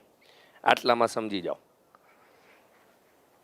ઓકે, એ વસ્તુ બુકની અંદર શોધીને લખી નાખજો કે આ દિલ્હીથી કોલકાતા સુધીનો જે નેશનલ હાઈવે છે એ નેશનલ હાઈવે કયા નંબરનો છે? કયા નંબરનો છે? ક્લિયર છે ને? ઓકે, અહીંયાથી આપણે આગળ જઈએ તો બિંદુસાર વિશે વાત કરીએ. ઈસવીસન પૂર્વે 297, કારણ કે આ જ સમયગાળા દરમિયાન ચંદ્રગુપ્ત મૌર્ય જે છે એમનું નિધન થયેલું. એટલે એમનો જે દીકરો છે, કોણ છે એમનો દીકરો? બિંદુસાર. એ બિંદુસાર ગાદી ઉપર આવે છે. એ ક્યાં સુધી રહી છે? તો ઈસવીસન પૂર્વે 273 સુધી. ઈસવીસન પૂર્વે 273 સુધી. ચંદ્રગુપ્ત મૌર્યના અવસાન બાદ તેનો પુત્ર બિંદુસાર મગધની ગાદી આવે છે. આની સિદ્ધિ કેટલી છે? જો ભાઈ બિંદુસાર વિશે આપણે ટૂંકમાં વાત કરીએ ને, તો બિંદુસારે એના કાર્યકાળ દરમિયાન કોઈ પણ મોટા યુદ્ધો નથી લડેલા. નાના યુદ્ધો લડેલા હોય તો એનો કોઈ પણ ઇતિહાસ આપણને મળતો નથી. પણ એવું કહી શકાય કે શાંતિપ્રિય રાજવી હતો. કેવો રાજવી હતો? શાંતિપ્રિય રાજવી આ બિંદુસાર હતો. ઓકે, એણે કેટલું કાર્ય કર્યું? તો એના બાપાએ એને જેટલું શાસન આપ્યું, મતલબ કે એના બાપાએ એને જેવડી મિલકત આપી એવડી મિલકત ઈ માણસે સાચવી રાખી. એ મિલકતને ઉડાડીને ખાઈ નહોતો ગયો. એ મિલકતને ઉડાડીને ખાઈ ગયો નહોતો. મતલબ કે વિશાળ સામ્રાજ્યને યથાવત ટકાવી રાખવી તેની ભેટ તેના પુત્ર અશોકને આપેલી. કોને આપેલી? અશોકને આપેલી. બરોબર ને? કેતનભાઈ જાદવ, નેક્સ્ટ ટાઈમ તમારી આ કોમેન્ટ આવવી ન જોઈએ. આઈડી બ્લોક થઈ જશે મારા ભાઈ. એક વખત કહી દીધું, એમાં સમજી જવાનું પ્લીઝ. મારી પાસે અહીંયા જેટલા વિદ્યાર્થીઓ આવ્યા છે એ ભણવા આવ્યા છે, તમારા ટેલિગ્રામ માટે નથી આવ્યા એ લોકો. ઓકે. અને બિંદુસારના શાસકમાં રાજકુમાર સુશીમની તક્ષશિલાના અને રાજકુમાર અશોકની અવંતીના રાષ્ટ્રીય તરીકે નિમણૂક થઈ હતી. આ એક વસ્તુને બહુ સારી રીતે મિત્રો સમજજો. જે અશોકનો જ મોટો ભાઈ છે જેનું નામ છે સુશીમ, આ સુશીમની નિમણૂક ક્યાં પર થયેલી? તો તક્ષશિલામાં થયેલી. ક્યાં પર થયેલી? તક્ષશિલામાં. અને અશોક જે છે એ અશોકની નિમણૂક ક્યાં પર થયેલી? તો ઉજ્જૈનમાં. ઉજ્જૈન એટલે કઈ જગ્યા? એને પ્રાચીન કયા નામથી ઓળખવામાં આવતું? તો અવંતીના નામથી. કયા નામથી ઓળખવામાં આવતું? અવંતી જે છે એ અવંતીના નામથી ઓળખવામાં આવતું. હવે એક વસ્તુને સમજી લેજો, જ્યારે તક્ષશિલામાં બળવો થાય છે, શું થાય છે ભાઈ? તક્ષશિલાની અંદર બળવો થાય છે, એટલે કે વિદ્રોહ થાય છે. આ બળવો કે વિદ્રોહનો મતલબ એવો છે કે અંદરો અંદર રહેલા વિશ્વાસુ લોકો જે છે એ શાસનની સામે વિરોધ જાહેર કરે. શાસનની સામે વિરોધ જાહેર કરે. આ બળવાને દબાવવા માટે સુશીમ પોતે નિષ્ફળ રહે છે. આ તક્ષશિલામાં થયેલા બળવાને દબાવવામાં કોણ નિષ્ફળ રહી છે? સુશીમ નિષ્ફળ રહી છે. અને એ બળવાને દબાવવા માટે કોણ જાય છે? અશોક. અને આ અશોક એ બળવાને સફળતાપૂર્વક દબાવી દે છે. અશોક એ બળવાને સફળતાપૂર્વક દબાવી દે છે. ક્લિયર છે? અને આ બિંદુસારનું શાસન કેટલા વર્ષ સુધી હોય છે ભાઈ? તો 25 વર્ષ સુધી. મતલબ કે ચંદ્રગુપ્ત મૌર્ય જે છે એ ચંદ્રગુપ્ત મૌર્યએ 24 વર્ષ સુધી, એના દીકરાએ 25 વર્ષ સુધી શાસન કર્યું. કેટલા વર્ષ સુધી શાસન કર્યું? 25. આ જીસીઆરટીમાં જે આંકડાઓ આપેલા હોય ને મિત્રો, એ આંકડામાંથી વિધાન વાક્યો બહુ બને એક્ઝામની અંદર. વિધાન વાક્ય જે છે એ બહુ બને છે એક્ઝામની અંદર. ઓકે. અહીંયાથી આપણે આગળ જઈએ તો સમ્રાટ અશોક ઈસવીસન પૂર્વે 273 ઈસવીસન પૂર્વે 232 સુધીનો સમયગાળો. કોનો દીકરો છે આ? બિંદુસારનો. કોનો દીકરો છે? બિંદુસારનો. અને એનો રાજ્યાભિષેક કઈ જગ્યા પર થાય છે? તો પાટલીપુત્રમાં. ક્યારે થાય છે? તો ઈસવીસન પૂર્વે 269 જે વર્ષ છે એ 269ના વર્ષે એનું રાજ્યાભિષેક થાય છે. હવે આપણે ડિટેલમાં થોડીક ચર્ચા કરીએ મિત્રો. તો આ બિંદુસાર જે છે ને એ બિંદુસારના દરબારની અંદર સૌથી વધારે મંત્રીઓ હતા. મેં પાછળથી શું કામ કહું છું, એની પાછળ કંઈક રીઝન છે. બિંદુસારના દરબારની અંદર સૌથી વધારે મંત્રીઓ હતા. અને એ કેટલા મંત્રીઓ હતા ભાઈ? 500 મંત્રી. કેટલા હતા? 500. આ 500 મંત્રીઓમાંના એક મંત્રી હતા જેનું નામ છે રાધાગુપ્ત. કોણ છે? રાધાગુપ્ત. આ રાધાગુપ્ત જે છે ને એ સમ્રાટ અશોકના મિત્ર હતા. સમ્રાટ અશોકના મિત્ર. આ 500 મંત્રીઓમાંના એક મેઇન મંત્રી હતા જેને આપણે મુખ્યમંત્રી તરીકે ઓળખીએ, જેનું નામ છે ખલ્લાટક. તમને એક્ઝામમાં પૂછે કે બિંદુસારના મુખ્યમંત્રી કોણ હતા? તો આન્સર આવશે ખલ્લાટક. આન્સર આવશે ખલ્લાટક. મિસ્ટર શ્યામ પ્રજાપતિ. ચંદ્રગુપ્તનું યુદ્ધ 305માં થયું તો બિંદુસાર 297માં કેવી રીતે? ઓકે. આ ઈસવીસન પૂર્વે છે એટલે ઊંધું ચાલે. આપણે કેવું હોય દોસ્ત કે 1 પછી 2 આવે, 2 પછી 3 આવે, 3 4 5 6 7 8 9 10 11 12 13 14 15 16 એવી રીતના ચાલે. ઈસવીસન પૂર્વેમાં કેમ ચાલે? હું બહુ બેઝિક્સ કહી દઉં તમને. ઈસવીસન પૂર્વેમાં કેમ ચાલે? જો આપણે 2022 ચાલે છે ને, હવે નેક્સ્ટ વર્ષ આપણે 2023 આવશે. જો આપણે ઈસવીસન પૂર્વેમાં હોત ને તો અત્યારે 2022 ચાલે છે ને, તો આની પછીનું વર્ષ 2021 આવશે. મતલબ કે 16 પછી 15 14 13 12 11 10 9 8 7 6 5 4 3 2 1 એ રીતના ઊંધું ચાલે ઈસવીસન પૂર્વેમાં. હવે તમે હિસાબ લગાવી લ્યો એટલે તમને આઈડિયા આવી જશે. ઓકે. આ પૂર્વમાં ઊંધું ચાલે. ઊંધું ચાલે. ક્લિયર છે ને? આ રાધાગુપ્ત જે છે ને ભાઈ, એ રાધાગુપ્ત સમ્રાટ અશોકને મળે છે અને સમ્રાટ અशोकને આવીને એવું કહે છે કે अशोक मैंने एक बात सुनी है। अच्छा, क्या सुना है आपने राधागुप्त जी? मैंने ऐसा सुना है कि तुम्हारे जो पिताश्री है उसकी तबीयत अभी कुछ ठीक नहीं लग रही मुझे, कुछ नादुरुस्त रहते हैं वो। अच्छा, तो फिर मुझे ऐसा लग रहा है कि कभी थोड़े ही समय में वो तेरा जो बड़ा भाई है, जो सुशीम है, या फिर कोई भी बड़ा भाई जो लायक होगा, उसको वो पाटलिपुत्र की गद्दी, पाटलिपुत्र का सिंहासन उसको देने वाले हैं। क्या बात कर रहे हो राधागुप्त जी? जब जब मौर्य शासन को जरूरत पड़ी तब तब ये अशोक ने तलवारें खींची है। जब जब मौर्य शासन की ओर दुश्मनों ने वाट लगाई तब तक ये अशोक यहां मौर्य साम्राज्य की दीवार बन के खड़ा था। और आज जब पाटलिपुत्र का सिंहासन देने का वक्त आया तो मेरे पिताश्री ऐसा सोच रहे हैं कि किसी और को दे दे। ये तो नामुमकिन है राधागुप्त जी, ये तो नामुमकिन है। मैं इसीलिए आपके पास आया हूं अशोक, मेरी बात सुनिए।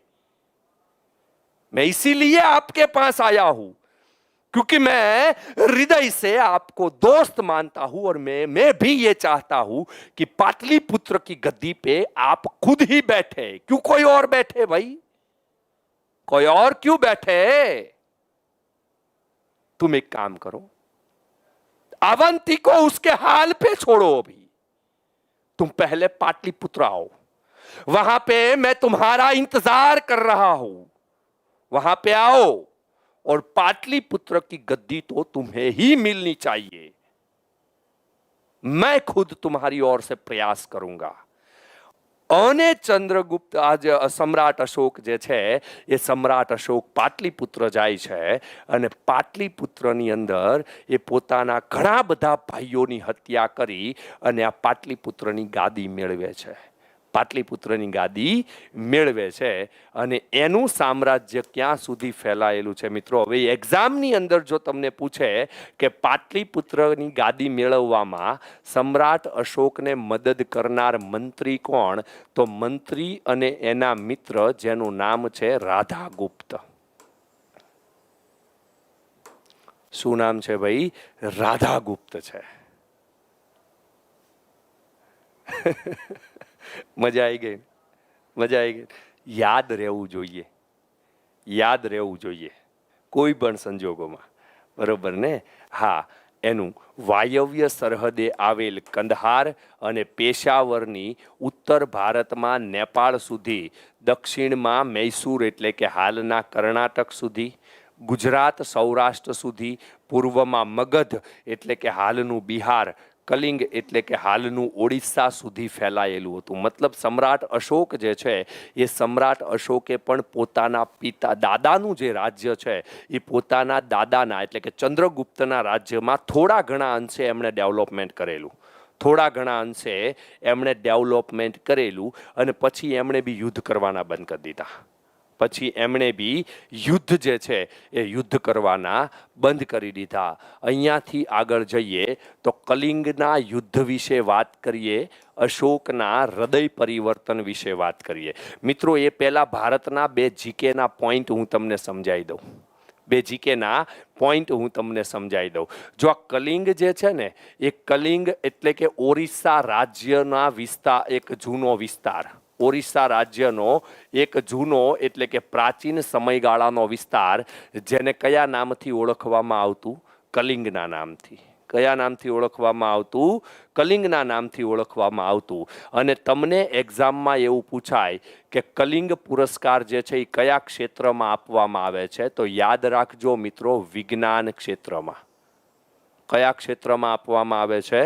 વિજ્ઞાન ક્ષેત્રમાં આપવામાં આવે છે. ઘણા વિદ્યાર્થીઓ ઊંધું વિચારી લે, એક્ઝામમાં પૂછાય ને કલિંગ એટલે વિદ્યાર્થીઓ એવું વિચારે કલિંગના યુદ્ધ પછી સમ્રાટ અશોકે શાંતિનો માર્ગ અપનાવેલો અને એના કારણથી કદાચ આ શાંતિ ક્ષેત્રનો પુરસ્કાર હશે. નહીં, શાંતિ ક્ષેત્રના પુરસ્કારો ભારતમાં મૂળતઃ 3 છે.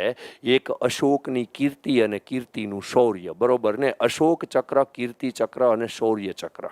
અશોક ચક્ર, કીર્તિ ચક્ર અને શૌર્ય ચક્ર. ઓકે, એનો મતલબ કે આ અશોક ચક્ર નામનો એવોર્ડ જો તમને પૂછાય તો એમાં આન્સરમાં આવશે આ શાંતિ ક્ષેત્રનો પુરસ્કાર છે. કયા ક્ષેત્રનો પુરસ્કાર છે? શાંતિ ક્ષેત્રનો પુરસ્કાર છે.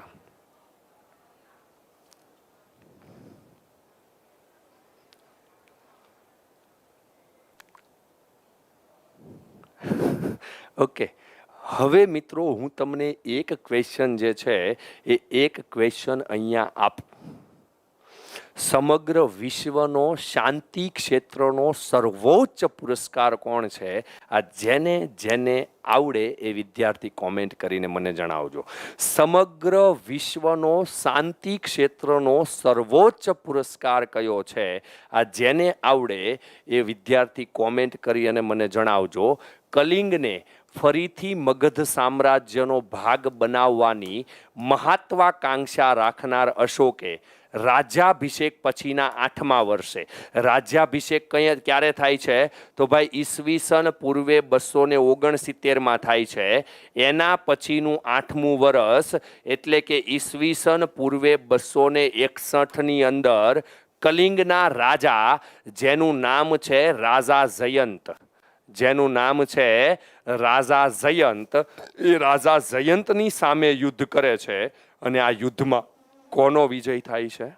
અશોકનો વિજય થાય છે. કોનો વિજય થાય છે આ યુદ્ધમાં? અશોકનો વિજય થાય છે. Very good. શાંતિ ક્ષેત્રે વિશ્વનો સર્વોચ્ચ પુરસ્કાર એટલે નોબેલ પુરસ્કાર. Yes, absolutely right. ઓકે, હવે મિત્રો અશોક જ્યારે કલિંગનું યુદ્ધ જીતે છે, બીજા દિવસે સવારનો સમય છે.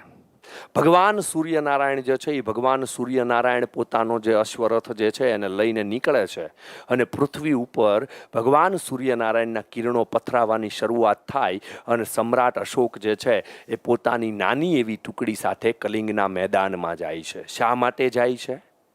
સર્વે કરવા માટે કે આપણા કેટલા સૈનિકો જે છે એ આપણા કેટલાય સૈનિકો અહીંયા મૃત્યુ પામેલા છે, આ માટે જાય છે. અને જ્યારે આ સમ્રાટ અશોક જે છે એ કલિંગના યુદ્ધ મેદાનમાં પગ મૂકે છે અને એનું હૃદય જે છે એ કાયદેસર દ્રવી ઉઠે છે, કકળી ઉઠે છે.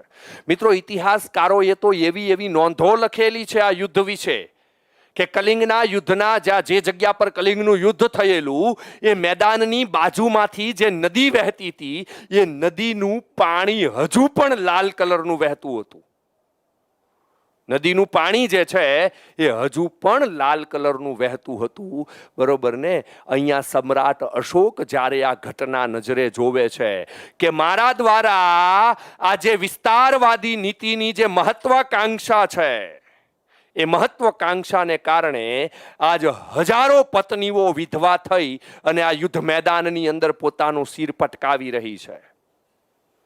આજ હજારો બાળકો, હજારો દીકરીઓ પોતાના પિતાની છત્રછાયા ગુમાવી ચૂકેલી છે. આજ કેટલી સ્ત્રીઓ વિધવા થઈને બેઠેલી છે. આજ કેટલી માતાઓને મેં પુત્ર વિહોણી કરી દીધી છે. અને એની પાછળનું જવાબદાર એક જ રીઝન છે, મારી વિસ્તારવાદી સામ્રાજ્યવાદી નીતિ, મારી વિસ્તારવાદી અને સામ્રાજ્યવાદી નીતિ. ઓકે, હવેથી આ અશોક જે છે એ અશોક એક નિયમ બનાવે છે કે આજ પછી હું ક્યારેય યુદ્ધ નહીં કરું. આજ પછી હું ક્યારેય યુદ્ધ નહીં કરું. અગર આ અશોક જો હવે વધી રહેલી જિંદગીની અંદર કોઈ કાર્ય કરશે તો એ કાર્ય ફક્ત ને ફક્ત ધમ્મ માટે કરશે. અશોક પોતાની જિંદગીનું કોઈ કાર્ય જો હવે કરશે તો એ ફક્ત ને ફક્ત કોના માટે કરશે? એ ધમ્મ માટે કરશે. અશોક ક્યારેય હવે એના જીવનમાં યુદ્ધ નહીં લડે. યુદ્ધ લડશે નહીં. અને આ સમ્રાટ અશોક બૌદ્ધ સાધુ ઉપગુપ્તની પાસે જાય છે. કોની પાસે જાય છે? બૌદ્ધ સાધુ ઉપગુપ્તની પાસે જાય છે. અને ઉપગુપ્તની પાસે જઈ અને કહે છે કે હું હવે ધમ્મ માટે કાર્ય કરવા માગું છું. કોની માટે કાર્ય કરવા માગું છું? ધમ્મ માટે કાર્ય કરવા માગું છું. હું મારી તલવાર તમારા શરણે મૂકું છું. હવેથી આ તલવાર ક્યારેય અશોક ઉપાડશે નહીં. આ ધમ્મનો મતલબ શું થાય મિત્રો? આ ધમ્મ છે ને એ પ્રાકૃત શબ્દ છે. કેવો શબ્દ છે? પ્રાકૃત. એનો સંસ્કૃત મતલબ શું થાય? તો સંસ્કૃતમાં ધમ્મને ધર્મ કહેવાય. આ વસ્તુ સમજજો હો ભાઈ. હા, કેટલાક વિદ્યાર્થીઓ કહેતા હશે ના ના સાહેબ ધર્મ આવે. હા, ધર્મ જ આવે, પણ ધર્મ એ પ્રાકૃત સંસ્કૃત શબ્દ છે. એનો પ્રાકૃતમાં એને ધમ્મ કહેવાય. શું કહેવાય? ધમ્મ કહેવાય. અભિધમ્મ પીટક છે, બરોબર ને? હા. સમ્રાટ અશોક દ્વારા મિત્રો આજે કલિંગનું યુદ્ધ થયેલું એનો ઉલ્લેખ એના 13મા નંબરના શિલાલેખમાંથી મળે છે આપણને. કેટલામાં નંબરના શિલાલેખમાંથી મળે છે? 13મા નંબરના શિલાલેખમાંથી આ જે છે એનો ઉલ્લેખ આપણને મળે છે. અહીંયાથી દોસ્તો આપણે આગળ જઈએ તો વનરક્ષક ફોરેસ્ટ ગાર્ડ વિશે માહિતી મેળવીએ તો 29 ઓક્ટોબરથી બેચ સ્ટાર્ટ થઈ ગઈ છે. સવારે 8 વાગ્યે. ફીસ છે મિત્રો 6,499 રૂપિયા, 50% ડિસ્કાઉન્ટ સાથે. પ્રોમો કોડ GL50 તમે એપ્લાય કરી શકો. જીકે 50 માર્ક્સનું, ગુજરાતી ભાષા વ્યાકરણ 25 માર્ક્સનું, સામાન્ય ગણિત 25 માર્ક્સનું અને ભૌગોલિક પરિબળો કુદરતી ભૂમિ ભૌગોલિક પરિબળો 100 માર્ક્સ. 200 માર્ક્સની સંપૂર્ણ તૈયારી કરાવવામાં આવશે. આ જે છે એ આપણી ફેકલ્ટી છે. ફેકલ્ટી મિત્રો છે બધા અહીંયા. જયેશ આહિર સર પોતે, એટલે હું પોતે પણ અહીંયા જો વચ્ચે ઊભેલો છું. પ્રકાશસિંહ દાયમા છે, જીગર કાપડિયા સર છે, નિકુંજ સર છે, જે છે આ બધા આપણા મિત્ર મંડળો છે અહીંયા. ડેમો પહેલાં 20,500 રૂપિયા ફીસ છે. જો ડેમો પછી પણ, હવે તમે ડેમો જતા રહ્યા છે એટલે 23,500 રૂપિયા ફીસ છે. 7 નવેમ્બરથી બેચ સ્ટાર્ટ થઈ ગઈ છે. ઓફલાઈન બેચની વાત કરું છું. સાથે સાથે મિત્રો તમને અહીંયા પર ફિઝિકલ ટ્રેનિંગ જે છે એ ફિઝિકલ ટ્રેનિંગ પણ આપવામાં આવશે ગાંધીનગરની અંદર જે વિદ્યાર્થી ક્લાસ કરવા માગે એમના માટે. ઓકે, અહીંયા આપેલા નંબર ઉપર સંપર્ક કરી અને સંપૂર્ણ માહિતી તમે મેળવી શકો છો. અહીંયાથી આગળ જઈએ તો સમ્રાટ અશોક જે છે એના જૂનાગઢ શિલાલેખ વિશે આપણે વાત કરીએ. જૂનાગઢ શિલાલેખ વિશે આપણે વાત કરીએ તો જૂનાગઢની અંદર મિત્રો ટોટલ 3 શિલાલેખ છે. કેટલા શિલાલેખ છે? ટોટલ 3 શિલાલેખ છે. એમાંનો એક શિલાલેખ છે એ મહાક્ષત્રપ રુદ્રદામાનો છે. કોનો છે? મહાક્ષત્રપ રુદ્રદામાનો. કયા વંશનો આ રાજવી હતો સમજો. 3 શિલાલેખ વિશે માહિતી આપીશું તમને. કયા વંશનો આ રાજવી હતો? તો શક વંશનો રાજવી છે જેનું નામ છે મહાક્ષત્રપ રુદ્રદામા. જો તમને વંશ પૂછે મિત્રો તો તમને ખબર પડી જવી જોઈએ કે આ જે છે એ શક વંશનો રાજવી છે. કયા વંશનો રાજવી છે? શક વંશનો રાજવી છે. પણ જો તમને કુળ પૂછે, શું પૂછે? કુળ, તો પણ તમને ખબર પડવી જોઈએ કે આ શક વંશના કાર્દમક કુળનો રાજવી છે. કયા કુળનો રાજવી છે? કાર્દમક કુળનો રાજવી છે. અને એના શિલાલેખ આપણને બધાને ખબર છે કે સમ્રાટ અશોકના શિલાલેખની અંદર 14 ધર્મ આજ્ઞાઓ કોતરેલી છે. તો આ મહાક્ષત્રપ રુદ્રદામાનો જે શિલાલેખ છે એ શિલાલેખમાં શેની માહિતી મળે છે?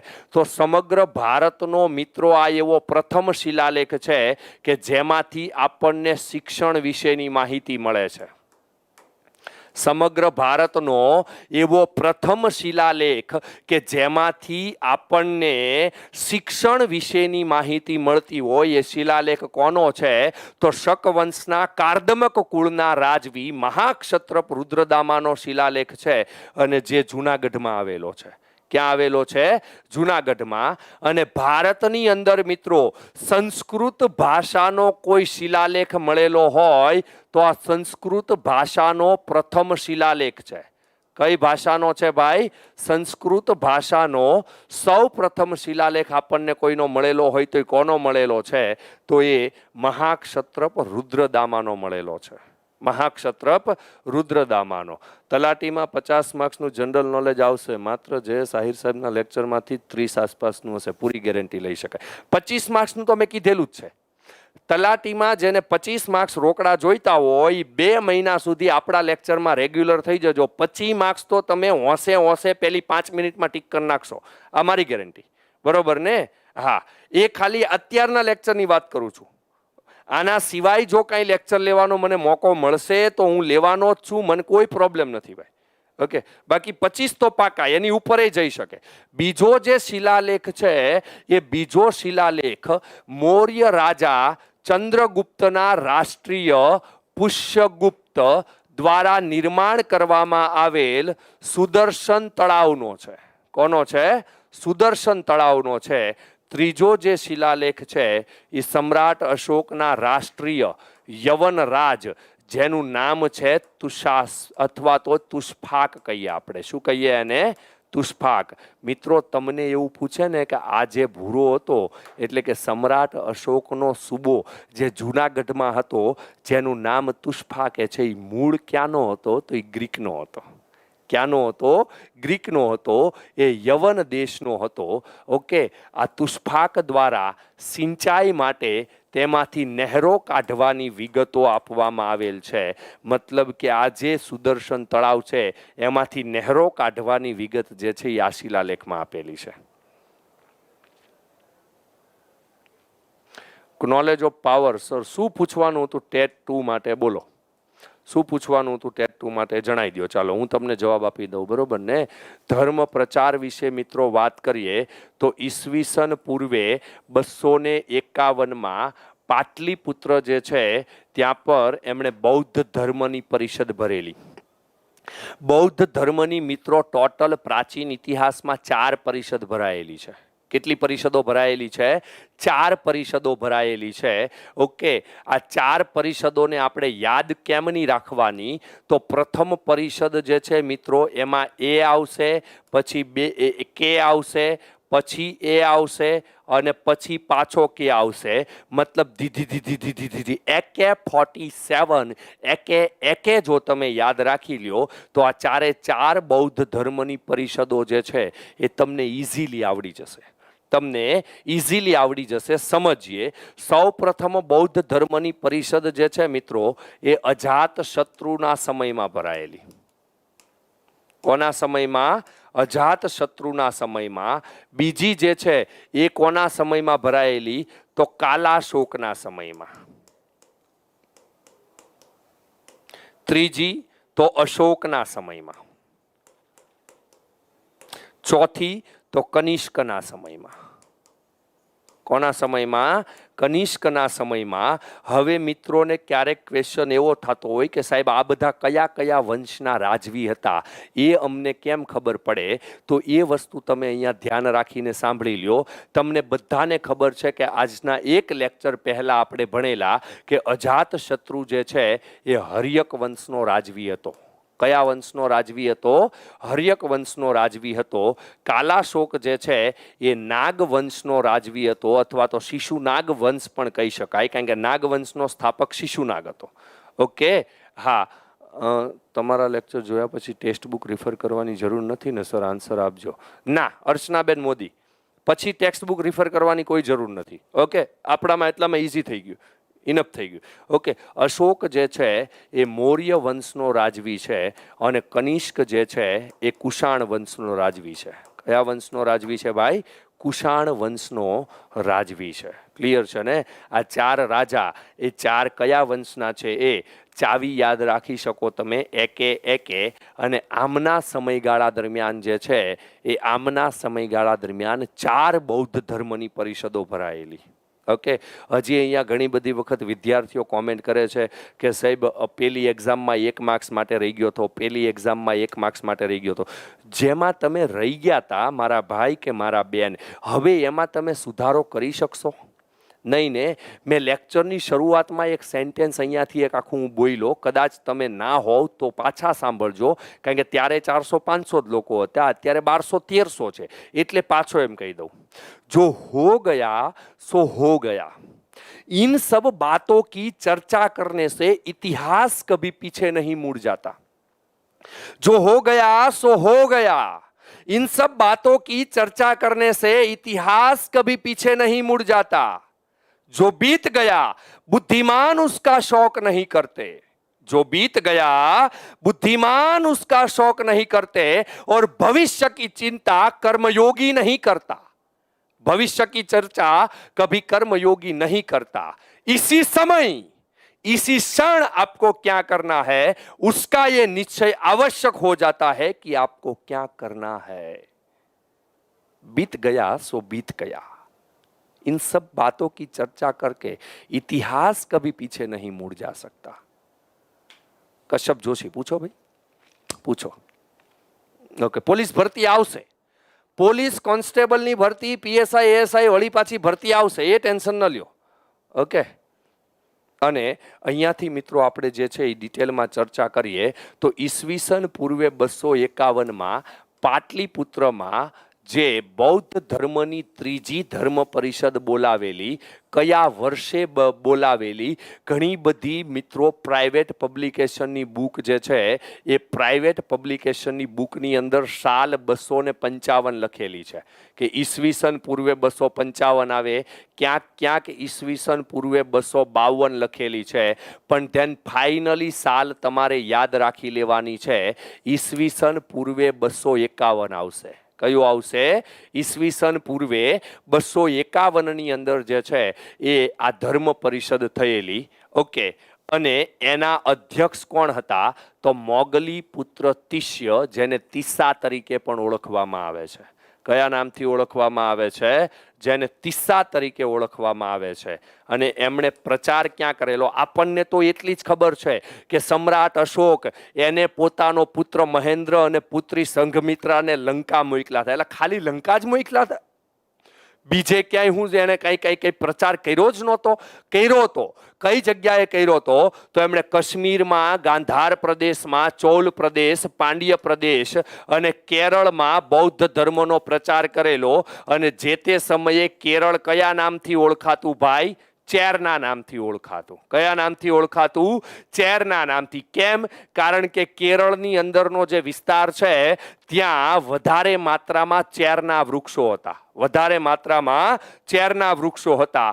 એ સિવાય એમણે પોતાના દીકરા મહેન્દ્ર અને દીકરી સંઘમિત્રાને સિલોન, શ્રીલોન એટલે સિંહલ દ્વીપ. કયો દ્વીપ? સિંહલ દ્વીપ. આ સિંહલ દ્વીપ એટલે કે શ્રીલંકા.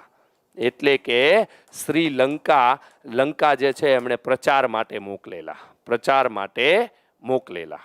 ઓકે, બુક્સ મળી રહેશે. હા, સ્ટુડન્ટ પ્લેનેટ જે છે ગૂગલ ઉપર સર્ચ કરજો, ત્યાંથી તમને જ્ઞાન એકેડમીની તમામ બુક મળી રહેશે.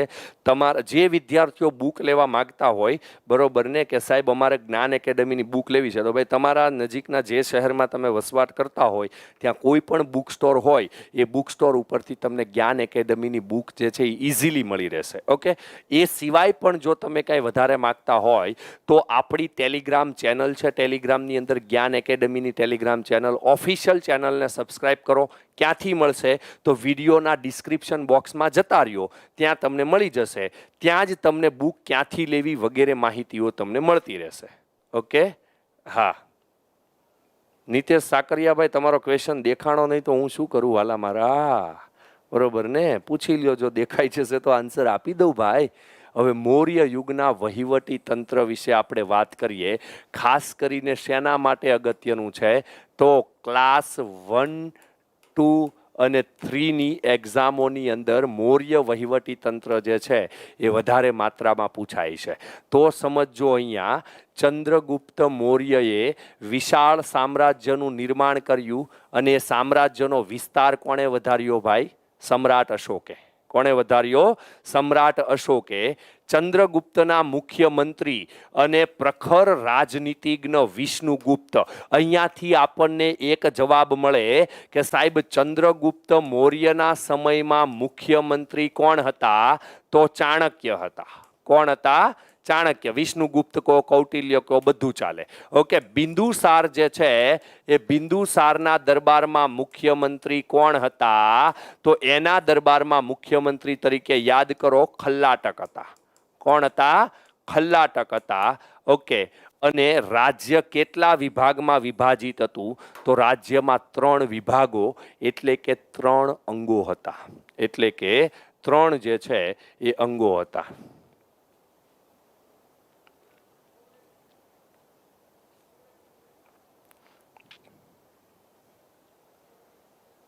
કેન્દ્રીય વહીવટી તંત્ર વિશે વાત કરીએ. પદ જે છે એ વંશ પરંપરાગત હતું. મતલબ ચંદ્રગુપ્ત મૌર્યનો દીકરો જે છે એ બિંદુસાર જ ગાદી ઉપર બેસી શકે, એના સિવાય કોઈ ગાદી ઉપર ન આવે. ઓકે, એનાથી આગળ અશોક જ ગાદી ઉપર બેસી શકે. રાજાનું પદ જે છે એ વંશ પરંપરાગત હતું. સમ્રાટ જે છે રાજા એ શાસન વ્યવસ્થામાં કેન્દ્ર સ્થાને હતો. હા, ધાર્મિક વડો અલગ હતો, સૈન્યનો વડો અલગ હતો, રાજ્યનો વડો જે છે એ બીજો કોઈ અલગ અલગ ખાતાના અલગ અલગ વડાઓ હતા. પણ આ બધા જ વડાઓ જે છે એનો પણ એક મેઇન વડો હતો. એ કોણ હતો? રાજા. તે સામ્રાજ્યનો વહીવટ કરતો. કેવો વહીવટ? તો કે રાજકીય વહીવટ, આર્થિક વહીવટ, લશ્કરી વહીવટ વધુ કરતો. તે ન્યાયતંત્રનો પણ વડો હતો. અને ચાણક્યનું જે અર્થશાસ્ત્ર ગ્રંથ જે છે એ અર્થશાસ્ત્ર ગ્રંથની અંદર એમણે કુલ 18 ખાતાઓ વર્ણવેલા છે. પણ આ ખાતાઓ કેવા હતા ખબર છે મિત્રો? એકદમ નીતિવાન હતા. આ ખાતામાં કોઈ ખાતું નહોતું. અત્યારના ખાતામાં જનરલી બધા ખાતા હોય છે, બરોબર ને? પણ આ ખાતાની અંદર કોઈ ખાતા હતા નહીં. 18 ખાતાઓનું વર્ણન કરેલું છે ચાણક્યએ પોતાના અર્થશાસ્ત્રનો જે ગ્રંથ છે એ ગ્રંથની અંદર. નહીં કરવું પડે દીપકભાઈ, નહીં કરવું પડે. ઓકે, એમાંના જે અગત્યના જે ખાતાઓ છે એ અગત્યના ખાતાઓ વિશે આપણે મિત્રો વાત કરી લઈએ. ઓનલાઈન બુક તો તમારે ટેલિગ્રામ ચેનલને સબસ્ક્રાઈબ કરી નાખો, મેં સુમિતભાઈ. ઓકે, એમાંથી તમને જે છે એ માહિતી મળી રહેશે. એક ખેતી વિભાગ છે. આ ખેતી જે છે ને મિત્રો, એ ખેતીને સીતા તરીકે ઓળખવામાં. આ વસ્તુ યાદ રાખજો. માતા સીતા જે છે એ માતા સીતાનું નામ, હકીકતનું નામ એનું જે છે એ જનક રાજાની દીકરી હતી એટલે એને જાનકી તરીકે ઓળખવામાં આવતા. પણ એને સીતા જે છે એ સીતા તરીકે કેમ ઓળખવામાં આવે? કારણ કે જે ખેતીની જે જમીન છે એ જમીનમાંથી એ મળેલા હોવાને કારણે એને સીતા તરીકે ઓળખવામાં આવે. તો આને સીતાધ્યક્ષ કહેવામાં આવતા. શું કહેવામાં આવતા? સીતાધ્યક્ષ તરીકે ઓળખવામાં આવતા. ઓકે, પછી લશ્કર ખાતાનો જે વડો હતો એને સેનાની તરીકે ઓળખવામાં આવતો. એ સિવાય ન્યાય ખાતાનો વડો જે મુખ્ય ન્યાયાધીશ હતો એને પ્રદેશત્રી તરીકે ઓળખવામાં આવતો. કયા નામથી ઓળખવામાં આવતો? પ્રદેશત્રી તરીકે એને ઓળખવામાં આવતો. એનાથી આગળ વ્યાપાર ખાતું. મિત્રો, જે વ્યાપાર હોય ને, જે વેપારી હોય ને, એ વેપારી માટે હજી આપણે અહીંયા એક શબ્દ વપરાય છે. એ શબ્દ છે પણી. કયો શબ્દ વપરાય છે? પણી. ઓકે, તો વ્યાપાર જે છે ને એના અધ્યક્ષને પણ્યાધ્યક્ષ તરીકે ઓળખવામાં આવતા. આવા બધા શબ્દોને જો તમે સમજી લ્યો ને તો તમને ઇઝીલી યાદ રહી જાય. ઓકે, પછી દફતર ભંડાર એટલે કે અક્ષપટલ એટલે કે જે રેકોર્ડ રાખવાવાળો વ્યક્તિ હોય એને મહાઅક્ષપટલ તરીકે, અને મુદ્રા એટલે કે પાસપોર્ટ, બરોબર ને? હા, એને મુદ્રા અધ્યક્ષ તરીકે ઓળખવામાં આવતો. કયા નામથી ઓળખવામાં આવતો? મુદ્રા અધ્યક્ષ. એવા નામથી એને ઓળખવામાં આવતો. બધા જ લેક્ચર આવશે સામાજિક વિજ્ઞાનના. કોઈ ટેન્શન લેવા જેવી વાત નથી આમાં. 6થું ધોરણ શરૂ કર્યું છે. 6થું ધોરણ ઘણું ખરું પૂરું બી થઈ જશે હમણાં. પછી 7મું શરૂ થશે, પછી 8મું શરૂ થશે, પછી 9મું, પછી 10મું, પછી 11મું, પછી 12મું. કોલેજ નહીં આવે. ઓકે, અહીંયાથી મિત્રો આપણે આગળ જઈએ તો પ્રાંતીય વહીવટ વિશે વાત કરીએ તો મૌર્ય સામ્રાજ્યને વહીવટી સરળતા ખાતર 5 વિભાગમાં વહેંચવામાં આવેલું. આ જે વાત છે ને મિત્રો, એ શેની વાત છે? તો મૌર્ય વિસ્તારની વાત છે. તમને એક્ઝામમાં એવું પૂછે કે કૌટિલ્યના અર્થશાસ્ત્ર મુજબ મૌર્ય સામ્રાજ્ય જે છે એ મૌર્ય સામ્રાજ્યમાં વહીવટીય દ્રષ્ટિએ કુલ કેટલા વિભાગો હતા, કુલ કેટલા ખાતા હતા? તો 18 ખાતા હતા. પણ મૌર્ય સામ્રાજ્યને કેટલા ભાગમાં વહેંચવામાં આવેલું? તો 5 ભાગ આવશે. કેટલા ભાગ આવશે? 5 ભાગ. હવે હું તમને આકૃતિ દોરીને જો સમજાવવાની કોશિશ કરું ને તો સમજજો, આ સમગ્ર મૌર્ય વિસ્તાર છે, સમગ્ર મૌર્ય વિસ્તાર છે. ઓકે, અને આ સમગ્ર મૌર્ય વિસ્તારની અંદર અહીંયા પર જે બેસે છે એ રાજા બેસે છે. કોણ બેસે છે ભાઈ? અહીંયા પર રાજા બેસે છે. અને હવે બીજા આના 4 ભાગ પડશે. કેટલા ભાગ પડશે? 4 જેટલા ભાગ જે છે એ આના બીજા પડશે. આ 4 ભાગ પડી ગયા, સમજો. તો અહીંયા પર જે વ્યક્તિ હતો એ વ્યક્તિ કોણ હતો? તો રાજ્યપાલ હતો. કોણ હતો ભાઈ? અહીંયા પર કોણ બેસતું? તો સાહેબ રાજ્યપાલને બેસાડવામાં આવતો. યાદ કરો, તક્ષશિલાનો રાજ્યપાલ સુસીમ હતો, બરોબર ને? અવંતીનો રાજ્યપાલ જે છે એ અશોક હતો. આ રાજ્યપાલો જે બેસતા એ રાજ્યપાલો કોણ હતા? તો આ બધા જે છે ને એ રાજકુમારો હતા. કોણ હતા? રાજકુમાર. મતલબ કે જે દીકરાઓ જે છે એ પ્રાંતોને સંભાળી લેતા અને એના બાપા જે છે એ તો મુખ્ય કોણ હતા ભાઈ? રાજા જ હતા. કોણ હતા? મુખ્ય રાજા હતા. ઓકે, તો પ્રાંત એટલે કે મંડળ વિભાગના વડા તરીકે રાજ્યપાલ હતા. અને આ પદ પર મોટે ભાગે કોની નિમણૂક કરવામાં આવતી? રાજકુમારોની. કોની નિમણૂક કરવામાં આવતી? રાજકુમારોની. બરોબર ને? હા, દીપ્તિબેન પરમાર, ઉપયોગી છે, ઉપયોગી છે. ઓકે,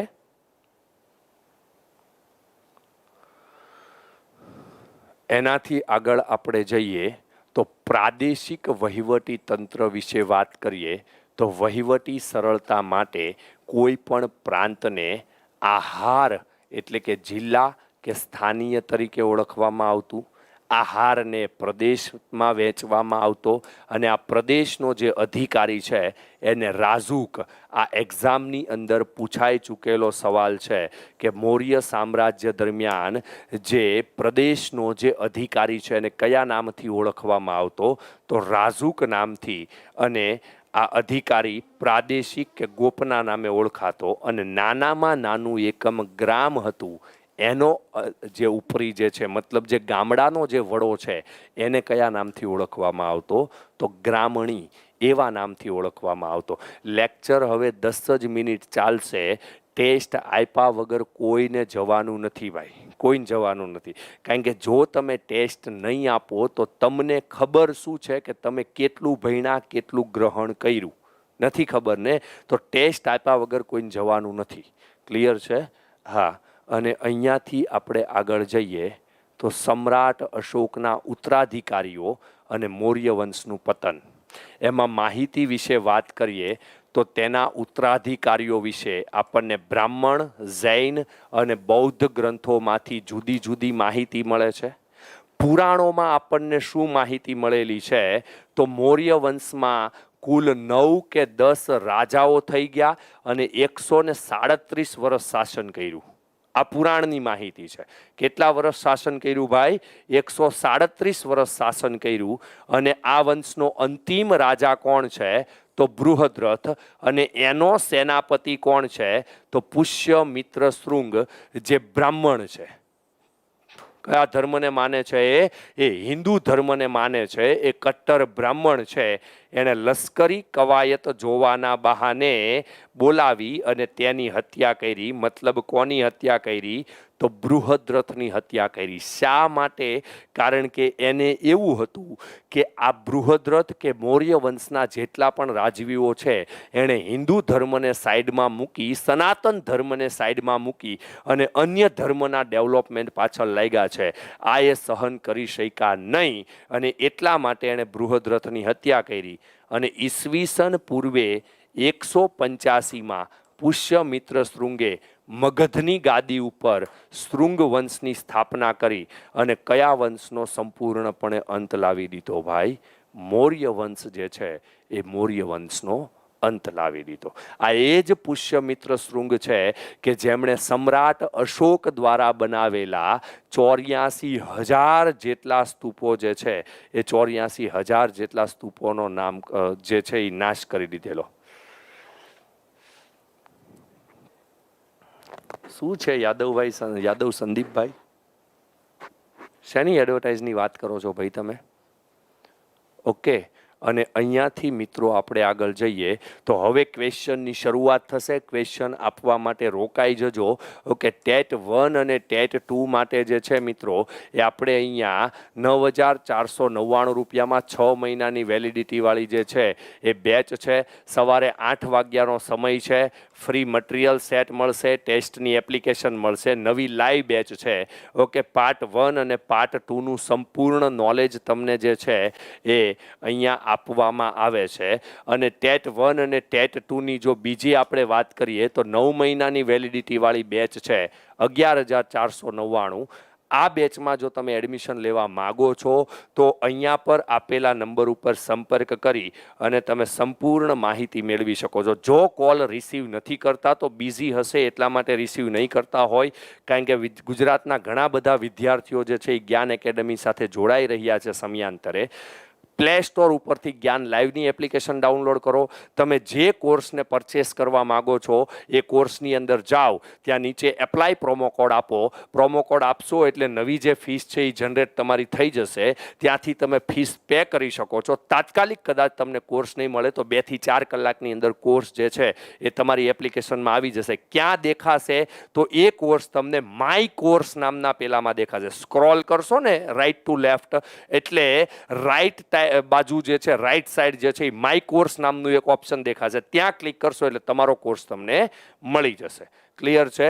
હવે અહીંયાથી આપણે આગળ જઈએ તો ચંદ્રગુપ્તની તમામ સિદ્ધિઓમાં તેમના કયા ગુરુના માર્ગદર્શને ઘણો મહત્વનો ભાગ ભજવ્યો હતો? શરૂઆતમાં ઇઝી ક્વેશ્ચન છે, પાછળ જે છે એ કાયદેસર કેવા ક્વેશ્ચન તમને પરસેવો છોડાવે એ ક્વેશ્ચન એમાં મૂકેલા છે. ઓકે ને? તો ચંદ્રગુપ્તની તમામ સિદ્ધિઓમાં તેમના કયા ગુરુના માર્ગદર્શને મહત્વનો ભાગ ભજવેલો? ઓપ્શન છે ગુરુ દ્રોણ, ગુરુ સાંદીપની, ગુરુ ચાણક્ય, ગુરુ વિશ્વામિત્ર. બધા જ વિદ્યાર્થીઓને આનો રાઈટ આન્સર ખબર હોય. એક વસ્તુ તમને કહી દઉં મિત્રો, આવતીકાલે જે છે એ આવતીકાલે સન્ડે છે, બરોબર ને? એટલે આવતીકાલે જે છે એ મારો લેક્ચર નહીં આવે, બરોબર ને? કારણ કે રજા છે. અને વળી પાછો જે મંડે આવે, કેટલાક વિદ્યાર્થીઓને ઇંગ્લિશ ન ફાવતું હોય તો કહી દઉં, સોમવાર. કયો વાર ભાઈ? સોમવાર. રાબેતા મુજબ બપોરે 1 વાગ્યે. કેટલા વાગ્યે? બપોરે 1 વાગ્યે જે છે એ આપણો લેક્ચર રેગ્યુલર થઈ જશે સોમવારે. આવતીકાલે એક દિવસ જે છે એ તમને ગેપ આપું છું. આવતીકાલે એક દિવસ તમને ગેપ આપું છું. અહીંયાથી આપણે આગળ જઈએ. ઓકે, તો ચાણક્ય દ્વારા, દર્શનભાઈ પટેલ, હા તમારો ક્વેશ્ચન મેં વાંચી લીધો, હું તમને સમજાવી દઉં, બરોબર ને ભાઈ? ચાણક્ય દ્વારા લખાયેલા કયા ગ્રંથમાંથી તે સમયની રાજકીય, સામાજિક અને આર્થિક વ્યવસ્થા અંગેની માહિતીઓ જે છે એ માહિતીઓ મળી રહે છે? નીતિશાસ્ત્ર, સમાજશાસ્ત્ર, મુદ્રા રાક્ષસ અને અર્થશાસ્ત્ર. આમાં જનરલી સ્ટુડન્ટને ખબર પડી જાય કે સાહેબ આ આન્સર આવે, કારણ કે મુદ્રા રાક્ષસની રચના જે છે એ વિશાખા દત્તે કરેલી છે. કોણે કરેલી છે? વિશાખા દત્તે. અને આ એક નાટક છે હો, એ બી પાછા યાદ રાખજો. હા, આમાંથી મૌર્ય વંશની માહિતી મળે જ છે આપણને, એ 100% છે. મૌર્ય વંશની માહિતી મળે છે. અહીંયાથી આગળ જઈએ તો બિંદુસારે અશોકની કયા પ્રાંતના રાષ્ટ્રીય તરીકે નિમણૂક કરી હતી? કયા પ્રાંતના રાષ્ટ્રીય રાજ્યપાલ તરીકે અશોકની નિમણૂક બિંદુસારે કરેલી? અવંતી, તક્ષશિલા, પાટલીપુત્ર અને ઉજ્જૈન.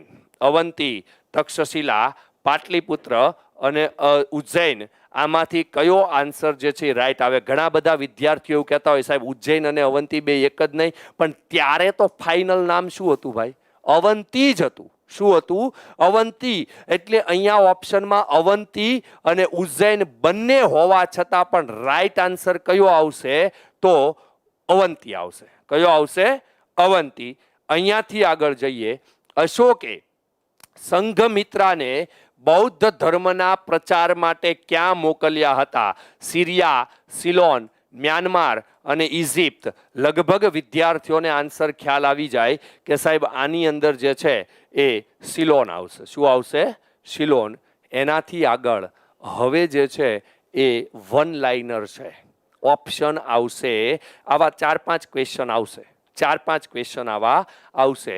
તો મિત્રો ચંદ્રગુપ્ત મૌર્યનું હીર પારખીને તેને શસ્ત્ર તેમજ શાસ્ત્રની કઠોર તાલીમ કૌટિલ્ય ગોત્રના આચાર્ય વિષ્ણુગુપ્તએ ક્યાં આપેલી? વિષ્ણુગુપ્તએ ક્યાં આપેલી? અને મોટા ભાગના વિદ્યાર્થીઓ જે છે એ આન્સર આપવાની શરૂઆત કરી ચૂકી છે, બરોબર ને? રોહિત ચૌહાણ, સોલંકી, પારુલ, ખુશાલ પથ્થર, ઓકે, હા, વેરી ગુડ. કંજારિયા હવે સ્પીડમાં ચાલવા લાગી છે, કોમેન્ટ દેખાતી નથી. તક્ષશિલા વિદ્યાપીઠની અંદર જે છે એ તક્ષશિલા વિદ્યાપીઠમાં આને તાલીમ આપેલી. ક્લિયર? અહીંયાથી આગળ જઈએ તો હજુ 3-4 ક્વેશ્ચન બાકી છે. ટેટ 1 અને ટેટ 2 માટે મિત્રો 6 મહિનાની વેલિડિટીવાળી બેચ છે, એડમિશન શરૂ છે. ઓકે, ટોટલ ફીસ છે મિત્ર 50% ડિસ્કાઉન્ટ સાથે 9,499 રૂપિયા. આ આપણું ફેકલ્ટી મંડળ છે. ટોટલ મહેશ સર છે, આ જોલિયા ચેતન સર છે, રવિ સર છે, હું છું, ભાસ્કર સાહેબ, નિકુંજભાઈ, જીગર કાપડિયા સર, જીવાણી સર છે. પાર્ટ 1 અને પાર્ટ 2નું સંપૂર્ણ નોલેજ તમને મળશે. ઓકે, અને ટેટ 1માં જો કોઈ વિદ્યાર્થી મિત્રો નવી લાઈવ બેચમાં એડમિશન લેવા માગતા હોય તો ટેટ 1 માટે શું છે તો ફ્રી મટીરિયલનો સેટ 50% ડિસ્કાઉન્ટ 9,498 રૂપિયામાં, 6 મહિનાની વેલિડિટી. ઓકે, અભ્યાસક્રમમાં ગુજરાતી ભાષા 30 માર્ક્સ, અંગ્રેજી ભાષા 30 માર્ક્સ, ગણિત 30 માર્ક્સ, પછી જીકે વગેરે કરંટ અફેર બધું 30 માર્ક્સ, ટોટલ 150 માર્ક્સની વાત છે. ટેટ 1 વાળાની વાત કરું છું. એમાં પણ ફેકલ્ટીઓ જે છે એ સેમ જ છે, એટલે ક્યાંય કોઈ અન્યાય નહીં થાય. આપેલા નંબર ઉપર સંપર્ક કરી અને બેચ વિશેની માહિતી લઈ શકો છો. અહીંયાથી આપણે આગળ જઈએ તો આ તમારો ક્વેશ્ચન છે. ઈસવીસન પૂર્વે 297માં મૃત્યુ પામેલ ચંદ્રગુપ્ત મૌર્યએ કુલ 24 વર્ષ રાજ્ય કર્યું, તેમજ જીવનના અંતિમ સમયમાં તેમણે જૈન ધર્મ અપનાવ્યો હોવાની માહિતી આપણને કયા પુરાણમાંથી મળે છે? મતલબ ચંદ્રગુપ્ત મૌર્ય જે છે એના સમયની અંતિમ માહિતી, એના જીવનની અંતિમ માહિતી જે છે, એમનું શાસન 24 વર્ષ ચાલેલું, એમણે જૈન ધર્મ અપનાવેલો, આ બધી જ માહિતી જે છે એ આપણને કયા ધર્મમાંથી મળે છે? કયા પુરાણમાંથી મળે છે? વેરી ગુડ, જૈન પુરાણમાંથી મળે છે. શેમાંથી મળે છે મિત્રો? હા, હવે કેટલાક વિદ્યાર્થીને એવું થતું હશે કે સાહેબ આપણા 18 પુરાણોમાંનું આ એક પુરાણ છે. નથી, આ જૈન ધર્મના પુરાણો છે. આપણા જે હિન્દુ સનાતન ધર્મના જે 18 પુરાણો છે ને એ તો વસ્તુ જ અલગ છે. આ કયા ધર્મના પુરાણો છે? જૈન ધર્મના પુરાણો છે. અને અહીંયાથી આગળ જઈએ તો તક્ષશિલામાં થયેલા બળવાને નિયંત્રિત કરવામાં કયો રાજકુમાર સફળ રહેલો? તક્ષશિલાની અંદર જે બળવો થયેલો એ બળવાને કયા રાજકુમાર દ્વારા સફળતાપૂર્વક પાર પાડવામાં આવેલો? બરોબર ને? અહીંયા વિદ્યાર્થીઓનો આન્સર શરૂ થઈ ગયો છે કે સાહેબ સમ્રાટ અશોક જે છે એ સમ્રાટ અશોક દ્વારા આ બળવાને દબાવી દેવામાં આવેલો. વાસ્તવિકતામાં તક્ષશિલાનો જે રાજ્યપાલ છે એ કોણ હતો? તો સુસીમ હતો. કોણ હતો? સુસીમ. સમ્રાટ અશોક ક્યાંના હતા? તો એ તો અવંતીના રાજ્યપાલ હતા, છતાં પણ એણે આ બળવો જે છે એ આ બળવાને દબાવી દીધેલો. કારણ કે સુસીમ જે છે એ સુસીમ નિષ્ફળ રહેલા. અહીંયાથી આગળ અશોકે પોતાના રાજ્યમાં ધર્મ ખાતાની રચના કરી તેના ઉપરી અધિકારી તરીકે નિમાયેલ વ્યક્તિ એ કયા અધિકારીના નામથી ઓળખાતો? જેમ કે ખેતીવાડી અધિકારી જે હતો એને સીતાધ્યક્ષ કહેવામાં આવતો. સીતાધ્યક્ષ કહેવામાં આવતો ને? હા, તો આ જે ધર્મ વિભાગ જે છે એ ધર્મ વિભાગનો અધિકારીનો હોદ્દો કયા નામથી ઓળખાતો? ધર્મ વિભાગનો હોદ્દો એ કયા નામથી ઓળખાતો? નીતિનભાઈ ઓકે, ફટાફટ ડિલીટ માર દે તારી કોમેન્ટ, ફટાફટ ડિલીટ માર દે નીતિન. અહીંયા જ તમે મિસ્ટેક કરો છો. અહીંયા જ તમે મિસ્ટેક કરો છો, બરોબર ને? કારણ કે આપણે જે ખાતાઓ અહીંયા સમજાવેલા છે એ ખાતાઓની અંદર આ ખાતું નહોતું આવ્યું.